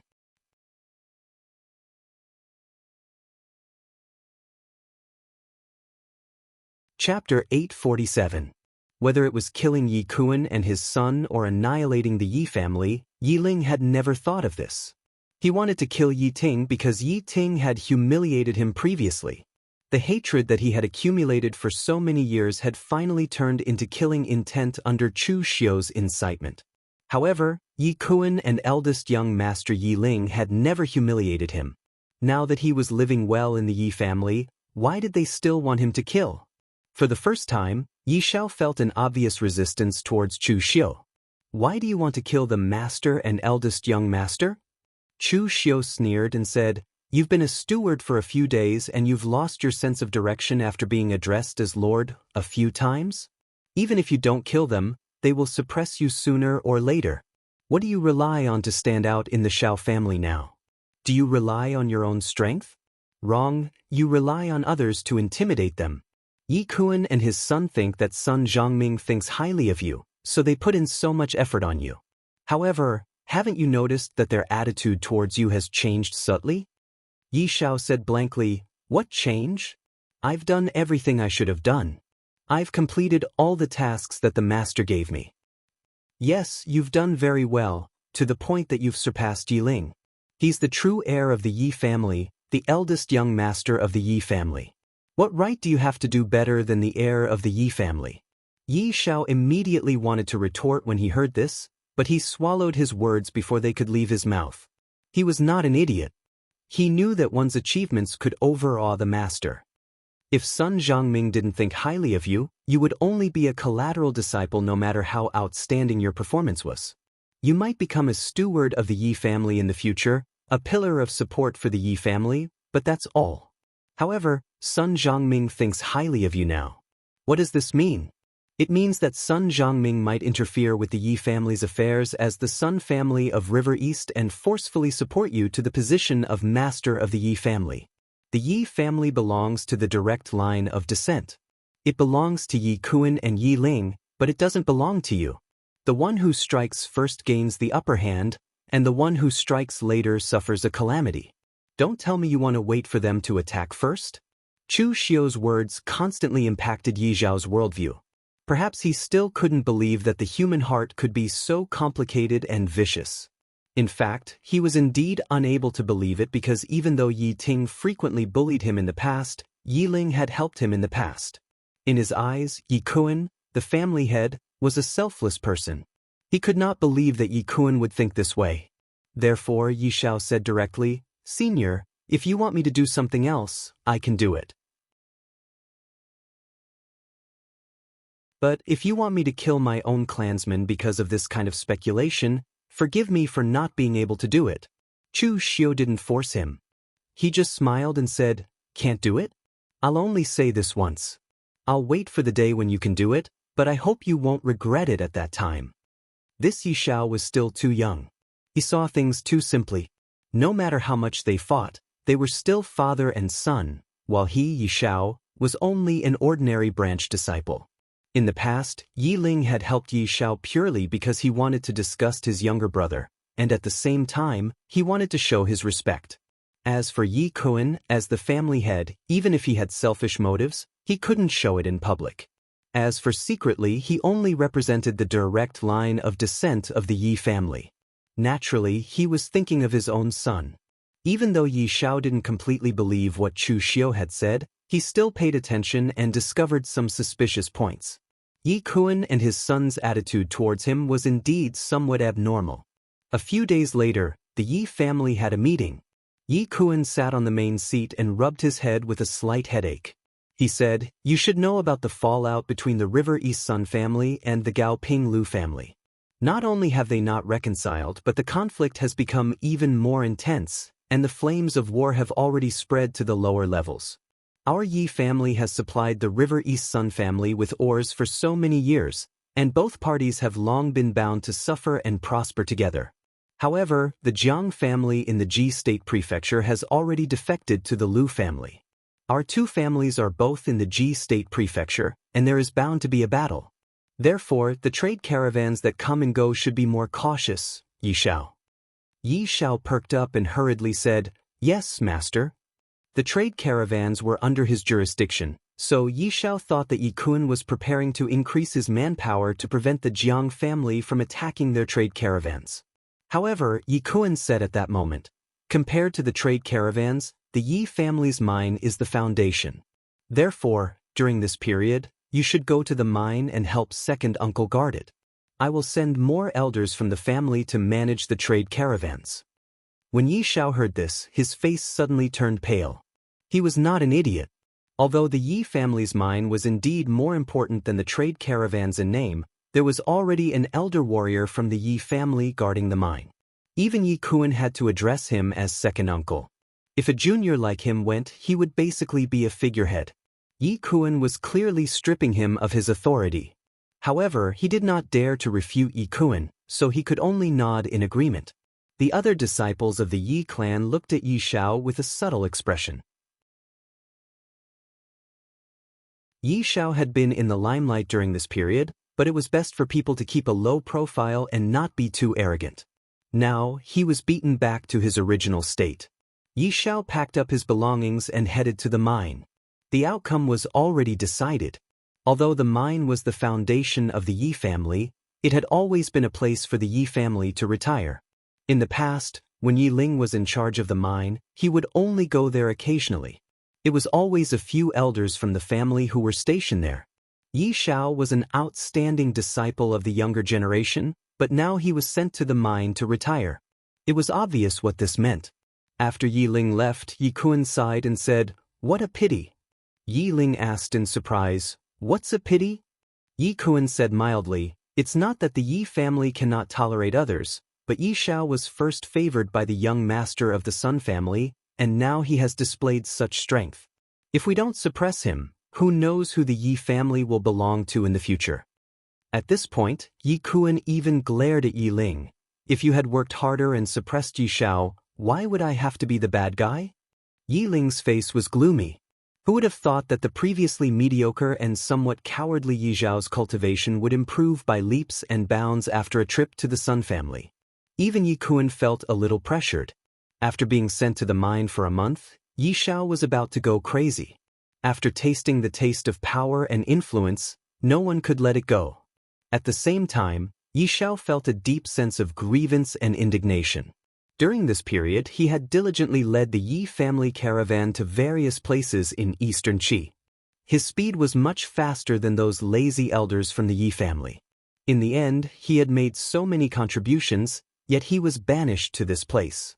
What right did he have? Chu Xiu's voice rang quietly in his ear. Do you believe my words now? If you return to the Yi family now, there might be a surprise waiting for you. Yi Xiao gritted his teeth. This time, he finally listened to Chu Xiu. He left without saying goodbye and secretly rushed back to the Yi family. When he returned to the Yi family, the first person he went to see was his father. All these years, Yi Xiao had used his own allowance to keep his father alive. It could be said that the entire Ji state capital knew of Yi Xiao's reputation. Although some people said that he was foolish, they had to admit that he was a filial son. However, when he returned to the Yi family and returned to his courtyard, he found that it was empty. The servant girl who had served him was gone, and his father was gone as well. Yi Xiao's heart immediately sank. He hurriedly ran out and pulled over a Yi family servant. He asked loudly, "Where is my father? Where did my father go?" The Yi family servant was stunned and asked in surprise, "Young Master Yi Xiao, why are you here? Let me ask you, where did my father go?" The servant was shocked by Yi Xiao's bloodshot eyes. He hurriedly said, "Your father passed away half a month ago." Yi Xiao was stunned and murmured, "Impossible! Impossible! I had clearly instructed the servant girls to take care of my father. I have given them my monthly allowance. How could he have left? Why didn't anyone tell me?" The servant shrank his neck and said, "After you left, eldest young master reduced your allowance to the same level as before. That small amount of allowance was not enough to feed so many servant girls, much less for healing medicine. As for why I didn't tell you, I'm not sure either." Yi Xiao stood there dejectedly. He had not expected that his forbearance would lead to such an outcome. At that moment, Yi Ling received news of his return. Yi Ling stormed in angrily and said coldly, "Who allowed you to leave your post without the family's orders?" Yi Xiao's eyes were red as he said, "Why did you reduce my allowance? Why didn't you tell me that something had happened to my father?" Yi Ling frowned and said, "You were previously the steward of the merchant group. Now that you have gone to the mines, you no longer hold the title of steward. Is it wrong for me to restore your allowance to what it was before? Moreover, the Yi family is in constant conflict with the Jiang family. How would we have the time to care about your matters?" Yi Xiao's eyes were red as he turned and left. Yi Ling, who was behind him, snorted coldly and said, "Leave? Leave your post without permission. You will receive punishment from the family later." Outside the long street, Yi Xiao's eyes were red as he muttered, "Why? But..." Chu Xiu's voice rang in Yi Xiao's ear. "But because you are not the son of the family leader. It is because your existence is in the way of some people. Do you think that every family leader is selfless and will think for the entire family? If Yi Kuan had such awareness, the Yi family would not be in its current state. Do you still not understand, lad? Your father was severely injured and crippled for the sake of the family. Your so-called family only threw some money at him at the beginning and then ignored him. You can already foresee their cold nature. Now you should know what you should do, right?" Yi Xiao's eyes were red as he gripped the sword in his hand tightly. He said coldly, "Kill."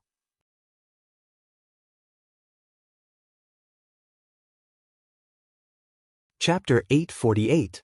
In the great hall of the Yi family, Yi Kuan could not help but frown when he heard Yi Ling report that Yi Xiao had returned. "Big brother, you were a little rash in this matter. I had just removed Yi Xiao from his position as the steward of the caravan. You reduced his allowance and caused his father's death. This will cause the rest of the clan to criticize you. You must know that you will be the future head of the family. You should be more open-minded about these small matters.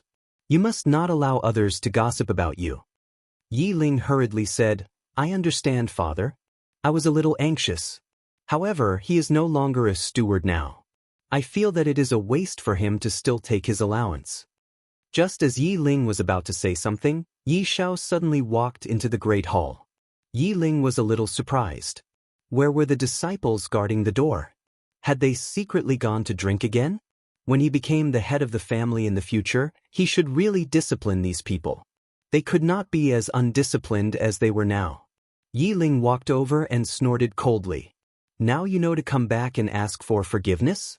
You left your post without the family's permission and chose to do so at a time when the Yi family and the Jiang family are so close. Do you know? Before Yi Ling could finish speaking, a cold glint had already slashed across his neck. At such a close distance, and with such a fast slash, Yi Ling's head flew into the air. Only then did he react. Why did the corpse below look so much like his own? Yi Xiao. Yi Kuan roared in rage. He could not believe that Yi Xiao had dared to kill his eldest son in front of him. Yi Kuan's figure moved. He could no longer care about anything else. He did not have a weapon in hand, so he gathered all the vital energy in his body and grabbed at Yi Xiao. Yi Xiao was holding the precious weapon dagger in his hand. However, there was a huge realm difference between them. He could kill Yi Ling with a sneak attack, but he was not confident that he could kill Yi Kuan, even with a precious weapon. However, Yi Xiao had already made up his mind. After killing someone, his ferocious nature was completely aroused. He did not dodge or retreat. He watched as Yi Kuan's palm landed on his chest.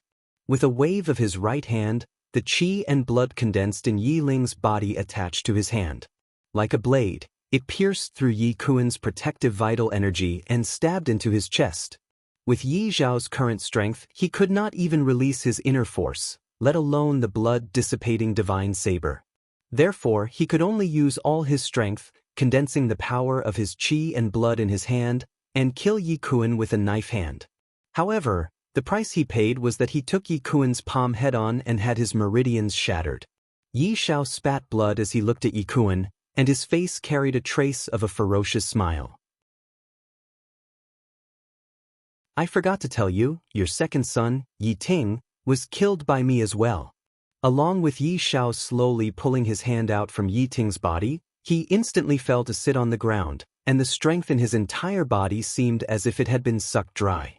Chu Xiu said indifferently, if I were you right now, I would quickly absorb Yi Kuan and his son's vital energy and blood, and then escape. The people of the Yi clan are not idiots. Although the commotion here is not too big, as long as one person accidentally discovers it, you will not be able to leave the Yi clan today. Yi Xiao gritted his teeth. He used the great demonic blood technique to absorb the blood qi and was about to leave. However, Chu Xiu said, bring the heads of both of them. Yi Xiao was stunned. Why? For the sake of annihilating the Yi clan, of course. With your current half-dead state, how will you annihilate the Yi clan by relying on your own strength? Even though Yi Xiao didn't know what Chu Xiu meant, he noticed now that so long as he did as the senior said, then there wouldn't be any problems. If he listened to this senior at that time, then perhaps his father wouldn't have died. Within the Blood Soul Pearl, Lu Jiang he clicked his tongue and sighed as he looked at Yi Xiao, who was extremely proficient in cutting off heads and fleeing, and he said, this kid really got into character quickly. But at this moment, he suddenly changed the topic and said, you did it intentionally earlier, right? Chu Xiu's brows raised as he said, what intentionally? Lu Jiang his eyes narrowed as he looked at Chu Xiu and said, if you told that kid Yi Xiao the cause and effect of everything in detail, and then forcefully made him listen to you, then perhaps his father wouldn't have to die. Chu Xiu said faintly, you're right, I did it intentionally. How can one grow without going through hardships? People can buy anything in this life, but they can't buy medicine for regret. There's only one choice, and I've already told him everything, but he still made a wrong choice, so he can't blame anyone else. It's his opportunity to meet me, and I'm using him to reconstruct my body. Everything I've given him in this process is a reward. But if he can't seize this opportunity, then he can't blame anyone else. People have to learn to make choices, don't they? Jianghu was speechless. He seemed to have discovered that Chu Xiu was really cold to the extreme. Apart from his few good friends, Chu Xiu's attitude towards others had always been to trample those who stood in his way to death and kill those who opposed him. As for others, if they wanted to live or die, what did it have to do with him? It was the same for this kid outside now. Jianghu had thought that Chu Xiu was going to train this kid well and make him a disciple. Now, it seemed that Chu Xiu might have such intentions. However, if this kid couldn't hold on during the training process, then he could only blame himself for being unlucky. Meanwhile, in the outside world, Yi Xiao hurriedly left the Yi family after cutting off the two heads. It had to be said that the management of the Yi family was extremely lax. The servants who were patrolling at night were all lazy. In addition, Yi Xiao was an acquaintance, and the news of his return had been known by many people. Therefore, no one stopped him, allowing him to leave the Yi family smoothly. "Senior, where should we go now?" Yi Xiao began to subconsciously ask Chu Xiu what they should do next. "Do you know where the Jiang family, which is opposing your Yi family, is?" "Of course I do. Throw the two heads in the Jiang family's courtyard, and then you don't have to worry about it. The Jiang family will help you deal with the rest."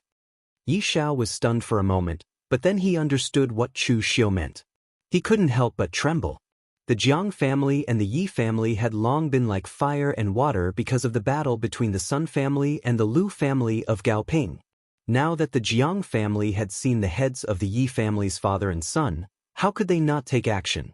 The most important thing was to take advantage of this opportunity to destroy the Yi family. At that time, who would care about how the Yi family's father and son died? Yi Xiao suddenly realized that this mysterious senior's strength might not be in martial arts, but in the calculation of the overall situation and people's hearts. He easily used the hatred between the two families to easily solve everything. Perhaps even he himself was a chess piece controlled by this senior and was being calculated and manipulated. Yi Xiao did not dare to think about deeper things, nor could he think about it. At least, following this senior, he could get visible benefits, and that was enough. What happened next was just as Chu Xiu expected. After the Jiang family found the heads of Yi Kuan and his son, they immediately took action and brought people to destroy the Yi family. With such great news, the Jiang family didn't care whether it was strange or not. After destroying the Yi family, they could go to the Lu family of Gaoping to claim credit. When the Yi family was destroyed, Yi Xiao watched from a restaurant not far from the Yi family. Seeing the Yi family, which gave birth to and raised him, indirectly destroyed in his own hands, Yi Xiao felt a little complicated for a moment. However, he quickly stabilized his emotions and asked, "Senior, what should we do now?" Chu Xiu said slowly, "Go to River East and find Sun Zhongming. Your family was destroyed in the battle between the Sun family and the Lu family. Now you can only rely on him. There is only one thing I need you to do, and that is to become Sun Zhongming's confidant. I will help you achieve this, and you just need to promise not to give yourself away." Yi Xiao nodded, looked back at the family one last time, and turned to leave. Half a month later, in the Sun family of River East, Yi Xiao told Sun Zhongming what happened to the Yi family with a sorrowful face. According to him, the Yi family was destroyed because they stood firmly on the side of the Sun family.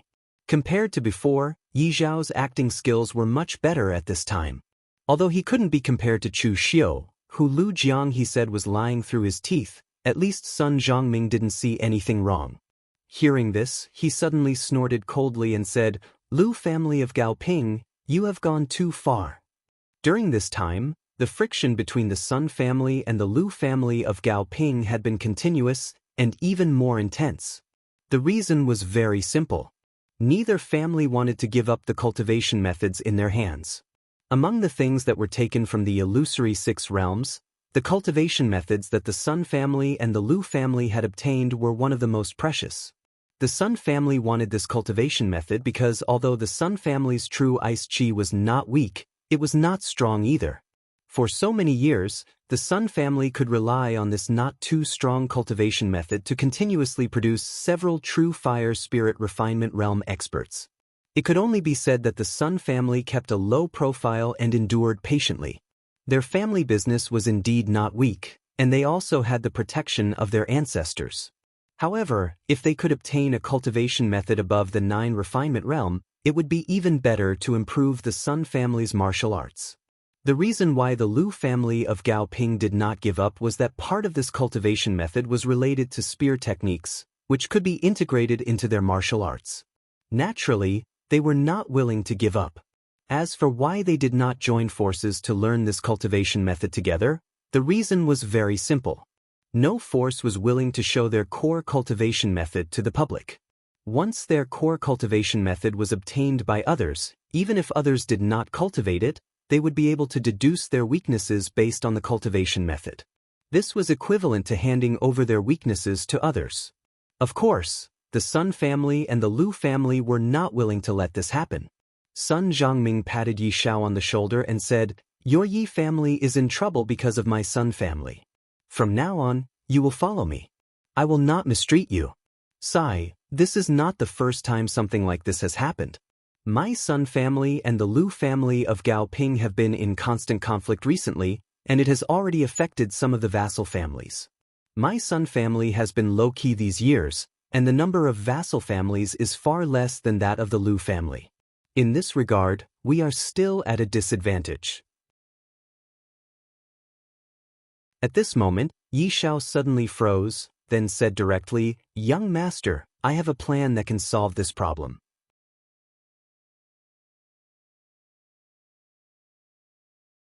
Chapter 849. Sun Zhongming only had a good impression of Yi Shao. From his point of view, this disciple of a small family was very much to his liking. It wouldn't be a bad idea to keep him by his side as a follower. But now, Yi Shao actually said that he had a way to solve this matter. This was a little too arrogant. Sun Zhongming thought that Yi Shao was eager to gain merit after joining him, which made Sun Zhongming somewhat unhappy. Hence, Sun Zhongming furrowed his brows. "You have a way?" Yi Shao nodded. "Young master, those so-called vassal families aren't that close to the Lu clan. Some of them can be bribed with money." Sun Zhongming snorted coldly. "Do I need you to say that? I also know that some of them can be bribed with money, but such families are in the minority. Most of the families know which side they should stand on." Yi Shao said solemnly, "They know, but the Lu clan might not trust them. Young master, you can only send people to those vassal families that you feel won't betray the Lu clan. Furthermore, you have to let the Lu clan see that we're there. However, we don't have to open our mouths to recruit them. They can just stay for a while and leave. As for those families that you can bribe with money, you can bribe them with money. This way, I can guarantee that the entire Lu clan will fall into chaos without us having to do anything." Sun Zhongming wasn't stupid. When Yi Shao finished speaking, he immediately understood what the core of the plan was. There was only one word to describe it: suspicion. The Lu clan definitely wouldn't trust those vassal families completely, because it was the same for the Sun clan. After the Sun clan's people left, the Lu clan would go to the vassal families one by one to question them. At that time, those who didn't betray them would definitely say that the Sun clan's people came and said nothing. Those who received money and were prepared to betray them would also say the same thing. This way, the truth would be mixed with the lies, and the seeds of suspicion would be planted. The Sun clan wouldn't even need to make a move. They would fall into chaos on their own. The more Sun Zhongming thought about it, the more he felt that it was ingenious. He laughed and patted Yi Zhao's shoulder. "Not bad, not bad. I'll go tell father about this right now. Don't worry, you'll have a lot of credit." Yi Shao shook his head and said, "No, young master, this is all thanks to you. You were the one who came up with all these plans. This subordinate is only doing the work." Sun Zhongming's face revealed a faint smile. He looked at Yi Shao and said, "Are you going to give me the credit? Do you know that at this time, you've helped my Sun family with such a big favor? Even if you're not a member of the Sun family, the reward will still not be small." Yi Zhao's expression was solemn as he said, "Last time, this subordinate already said that the person this subordinate respects the most is young master. This subordinate knows that within the Sun clan, there are still some people who aren't convinced of young master's abilities. This battle with the Lu clan is a good opportunity for young master to stand out. This credit belongs to young master, which is much more useful than giving it to this subordinate. I'm not pressuring the entire Sun family, but you. As long as you can become the family head in the future, I believe that you won't mistreat me. Although this subordinate does not dare to say that I am far-sighted, at least I am not so short-sighted. The more Sun Zhongming looked at Yi Shao, the more he liked him. As the heir of the Sun family on the surface, he actually had quite a number of subordinates. However, most of them could only be subordinates. They couldn't even do things properly, let alone give him advice and suggestions. And this Yi Shao, other than being slightly weaker, was quick-witted and knew how to scheme. Where else could he find such subordinates? Yi Shao, this young master will not let you down. Whatever you want, this young master will make it come true for you in the future. After encouraging Yi Shao for a while, Sun Zhongming called for people to arrange Yi Shao's accommodation and gave him a large pile of elixirs. Only then did he leave in satisfaction to report the situation to his father. In the Blood Soul Bead, Chu Xiu shook his head. He had overestimated this Sun Zhongming. Although the other party's strength and talent were not bad, when it came to doing things, he had great ambitions but little talent. In the past, on the Longhu list, not to mention monstrous talents like Zhang Qingjin and Zhong Xian, even people like Xie Xiaolu and Yan Fian had no opponents in their respective sections. They didn't have to worry about competing with others in their sections. But this Sun Zhongming actually didn't even manage his own affairs after so many years. He was simply trash. After Sun Zhongming reported the plan, it immediately received the attention of the current Sun family head, who was also Sun Zhongming's father, Sun Qifeng. At present, the Sun family and the Lu family had not directly fought each other. Both sides only had small-scale conflicts. However, the battle between the vassal family heads had already seen blood, and the Sun family was at a disadvantage. Now that Sun Zhongming presented such a plan, it could be said that it solved the Sun family's urgent situation. This immediately made the Sun family overjoyed, and they immediately acted according to Sun Zhongming's plan. As a result, in less than a month, the Lu family became suspicious of their vassal families. After repeated inspections and conflicts, their vassal families were divided. Many of them simply took the initiative to seek refuge with the Sun family, and the situation between the two sides was suddenly reversed. Moreover, after Chu Xiu came to the Sun family, he gave the Sun family many ideas, and all of them were strategies to destroy the family. To put it bluntly, in Chu Xiu's opinion, the Sun family of River East and the Lu family of Gaoping were a bit too useless. It was not that their strength was useless, but that the Sun family of River East and the Lu family of Gaoping had been living too comfortably these years. These two clans were in the middle of the 9 great clans. The Ying family of Shangshui stood at the peak, and their strength was so strong that they didn't even dare to think about it. The Dong family, the Luo family, and the other families were too weak to pose a threat to them. As a result, the Sun family and the Lu family had not formally fallen out with anyone for a long time. Therefore, in Chu Xiu's opinion, this method was a bit too gentle and also a bit too inflexible. Therefore, after Chu Xiu came to the Sun family of River East, he told Yi Shao many of the despicable methods of the Sun family, so that Sun Zhongming could tell the Sun family and then use it against the Lu family. For example, cutting off the trade routes around the Lu family, so that some of the resources and materials that the Lu family needed would be greatly reduced. Otherwise, he would send people to provoke the forces that had a grudge against the Lu family, and have them cause trouble behind the Lu family. Chu Xiu even gave Sun Zhongming ideas, asking him to use force or enticement to gather more than half of the bandits in eastern Qi around the Lu family, causing the entire Gaoping prefecture to be in a mess. In the vast Gaoping prefecture, there were actually more than 10 forces that couldn't stand the fight between the two families, and had no choice but to move away. This indirectly caused the Lu family of Gaoping prefecture to suffer losses. After all, these forces could be around the Gaoping Lu family. Either the other party was a vassal family of the Gaoping Lu family, or they also chose to surrender to the Gaoping Lu family. Although these methods were not enough to hurt the Gaoping Lu family, they caused constant trouble for the Gaoping Lu family. Previously, when the Sun family and the Lu family fought, the Lu family actually had a slight advantage. After all, the Sun family had just lost 2 real pellet state martial artists. As a result, the offensive and defensive relationship between the two sides had changed. Although Chu Xiu asked Yi Xiao to give all these credits to Sun Zhongming was not an idiot. He would do something like the father and son of the Yi family. Sun Zhongming directly brought Yi Xiao with him all the time as his first confidant. He appreciated Yi Xiao very much, and he almost became sworn brothers with him. However, Chu Xiu was still a little dissatisfied. The Sun family and the Lu family were simply cowards. Since they came out of the illusionary realm 6, the two sides had been in direct conflict for more than half a year. In the end, they still didn't want to really fight, and there was no result. It was really too slow.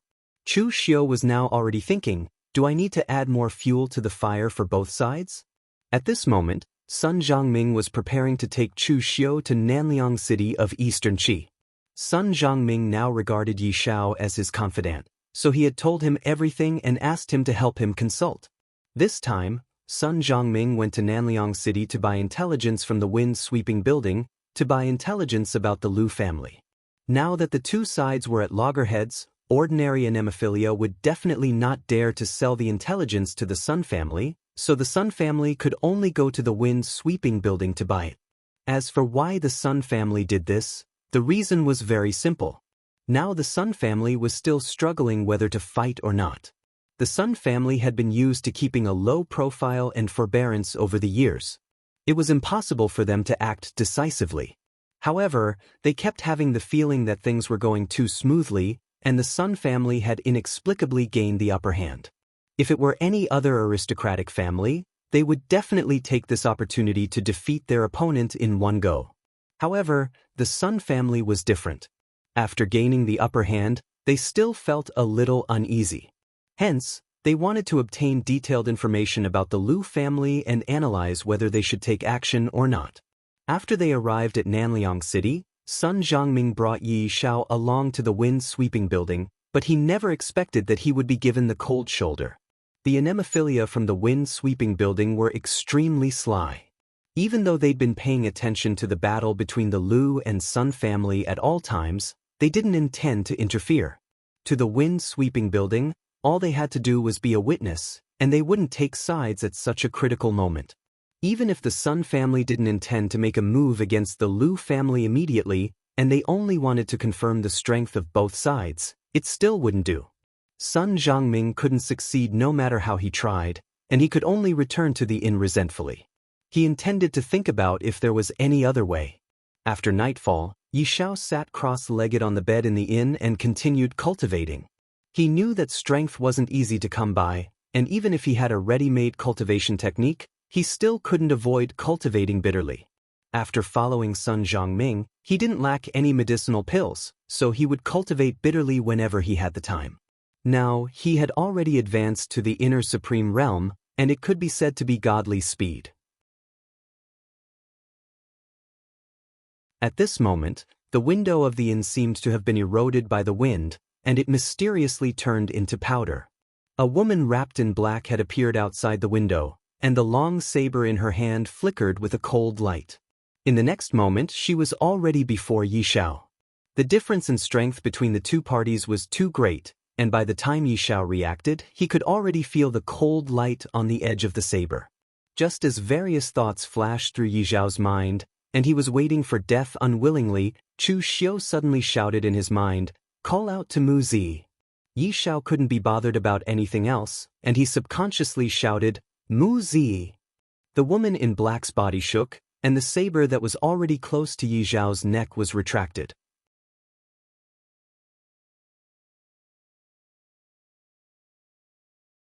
Chapter 850. The blade was only a few centimeters away from Yi Xiao's neck. This was the first time he felt what death was like. At this time, the woman in black asked with a trembling voice, "Who are you? How do you know my name?" She had used this name a long time ago. Only a few people in the Blue Dragon Society knew about it. At least, this person in front of him definitely didn't know. Yi Zhao's forehead was covered in cold sweat. He didn't know what to say at this moment. This name was told by that mysterious senior, so how could he know what was going on? At this time, Chu Xiu's voice rang in Yi Zhao's ears, "Give her the blood soul bead." Yi Zhao immediately took out the blood soul bead and handed it to Mu Zi.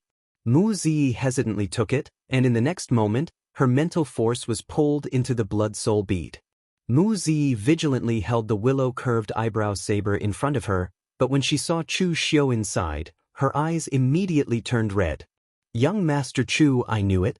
You won't die, I knew it." Mu Zi's expression was emotional. Her expression seemed to be crying and laughing at the same time. She couldn't even control her emotions. Chu Xiu didn't expect this girl to care about him so much. In fact, Chu Xiu didn't know that after learning of his death, Mu Zi really wanted to secretly poison Bu Tianan to avenge him. She wasn't strong enough, so she could only do this little for Chu Xiu. To Chu Xiu, Mu Zi was just a girl he saved and enlightened when he was young. Even after that incident, Chu Xiu didn't care about Mu Zi's life or death. Although in the eyes of outsiders, Chu Xiu's behavior at that time could be said to be extremely cold, that was Chu Xiu's personality. "If I find you pleasing to the eye, I can spend some time to enlighten you, but if you really want to die, I won't bother." However, to Mu Zi, Chu Xiu's position was completely different. He was the person who gave her a second life. When the Mu family was exterminated, the only thing that kept Mu Zi alive was revenge. Later on, Chu Xiu helped her take revenge and said a few words when she was about to die, allowing her to let go of death and obtain a new life. Chu Xiu's position in her heart was indescribable. It could even be said that Chu Xiu's position was even more important than her adoptive father, the Blue Dragon Society's second dragon head, Duanmu Qianshan, who took care of her and guided her to where she was now. Lu Jianghu stood at the side with a gloomy expression. This girl treated him like he was invisible from the moment she came in. Lu Jianghu couldn't help but say, "I say, Chu Xiu brat, you really have a lot of luck with women. That girl from the Yin demon sect and that girl from the Luo family, tell me in detail, how many women do you have that I don't know?" "Shut up." Chu Xiu rebuked Lu Jianghu, then turned his head and said, "Although I'm not dead, I'm not much better now. As you can see, I can only stay here temporarily in the blood soul bead and rely on that brat outside to move around." Mu Zi immediately said, "It's all right, young Master Chu. I will immediately take the blood soul bead to my adoptive father. No matter what price I have to pay, I will help you reconstruct your body." Chu Xiu waved his hand and said, "No need, I naturally have a way to reconstruct my body. But why are you here? I remember that you were exiled to the northern Yen side by Bu Tianan, right? Also, why did you kill Yi Zhao?" The last time Chu Xiu saw Mu Zi was exiled to the northern Yen side from the Blue Dragon Society because of the conflict between his adoptive father, Duanmu Qianshan. Why did she come back now? Mu Zi smiled bitterly and said, "It's a bit complicated, and it's related to you, young Master Chu." "Related to me?"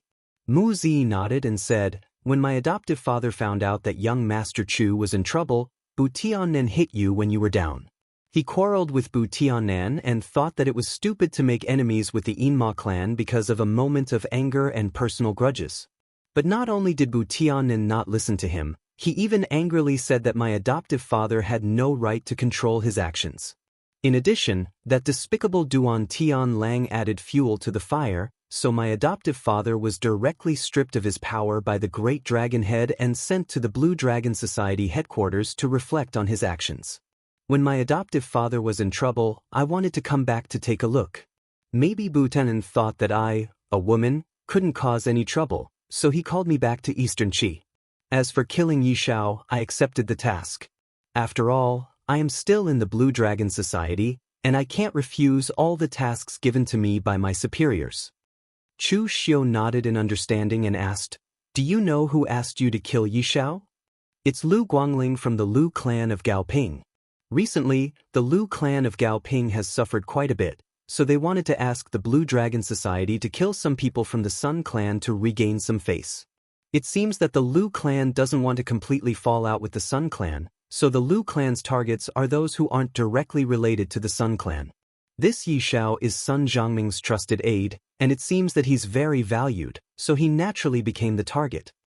The Blue Dragon Society indeed had a rule that they couldn't reveal the employer's information.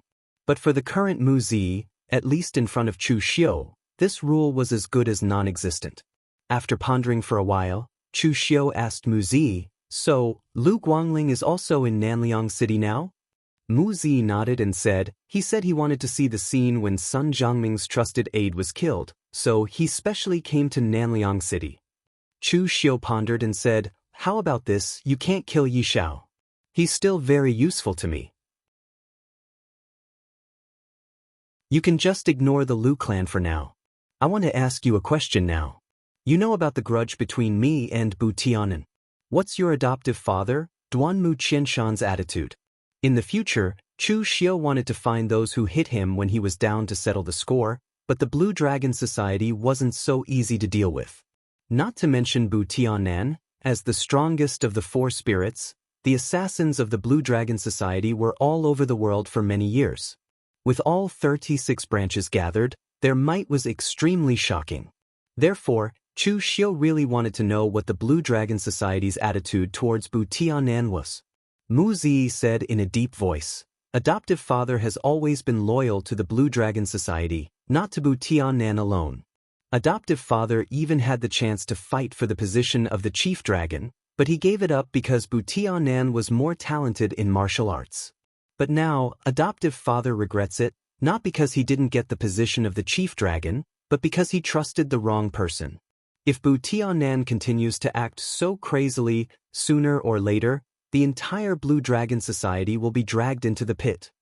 Mu Zi could vaguely guess what Chu Xiu meant, so she didn't wait for Chu Xiu to continue asking and directly said, "Young Master Chu, if you want to kill Bu Tianan, not only will adoptive father not stop you, he will even join hands with you.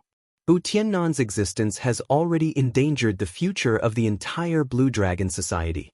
As long as you don't vent your anger on the Blue Dragon Society and only kill Bu Tianan, adoptive father won't have any objections." Chu Xiu raised his eyebrows and said, "Oh? Join hands? Isn't your adoptive father already imprisoned by Bu Tianan? How can we join hands?" Mu Zi said, "After all, adoptive father is the second dragon head of the Blue Dragon Society. He has been in the Blue Dragon Society longer than Bu Tianan, and all the big and small matters are handled by adoptive father. Therefore, after so many years, adoptive father's prestige is higher than Bu Tianan's.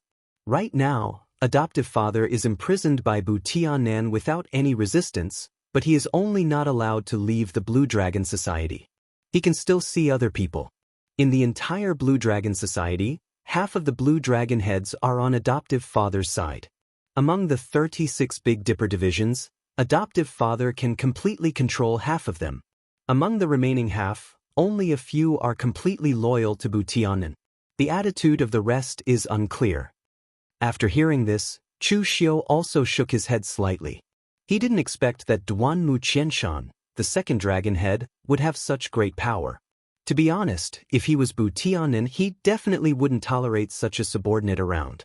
However, the difference was that if the other party didn't show any signs of rebellion, Chu Xiu would only think of ways to make himself stronger. On the other hand, Bu Tianan would only violently seize power or even kill people. In this way, it was very likely that the other party would retaliate. Chu Xiu thought for a moment and said, "Go back to the headquarters of the Blue Dragon Society first and ask your adoptive father if he is willing to join hands with me. Give me accurate information. Of course, you need to hide my current situation for the time being." Mu Zi didn't even think before directly agreeing, being incomparably straightforward. After saying that, Chu Xiu was afraid that the other Sun family members would hear the commotion, so he asked Mu Zi to leave for the time being. However, before leaving, Mu Zi also gave Chu Xiu a password and a token. It allowed him to command the Assassins branch of the Blue Dragon Society that was around the Sun family. At present, the people in charge of the Assassins branch were Duanmu Qianshan's trusted subordinates, Han Krai and Song Xiao. These two were one of the 4 great assassins of the Blue Dragon Society and were absolutely reliable people. If Chu Xiu needed them, he could use these two items to command the assassin's branch at any time. After leaving these things behind, Mu Zi returned the Blood Soul Pearl to Yi Shao and left directly. Yi Shao was actually quite curious. This senior of his seemed to know quite a lot of people in the pugilistic world, and they were all women? He didn't dare to think too much. Just now, Mu Zi's blade really made him feel like he was about to die. That kind of feeling was something that he didn't want to experience in his life. This also made him realize that his cultivation was still too far away. In the Blood Soul Pearl, Lu Jianghu looked at Chu Xiu with a surprised expression and said, "You trust that little girl so much? What if she lied to you and turned around to tell Bu Tianan about your situation? Aren't you afraid that Bu Tianan would come over right now and drag you out of the Blood Soul Pearl?" Chu Xiu said indifferently, "I trust her, but I trust myself even more. When she tells these things to Duanmu Qianshan and comes back to pass the message, I reckon that my body would have already been successfully reconstructed. At that time, even if I have to face Bu Tianan, I would still dare to fight him." Lu Jianghu looked at Chu Xiu with a surprised expression. He didn't know what Chu Xiu was planning to do. This kid seemed to be preparing to play a big game. However, after the body was reconstructed, Chu Xiu could at most recover to his peak. If his weapon was broken, where would he get the courage to face Bu Tianan? You're tuning in to the Han Li's Immortal Journey YouTube channel. Don't forget to subscribe and join us on this journey to catch the most captivating stories.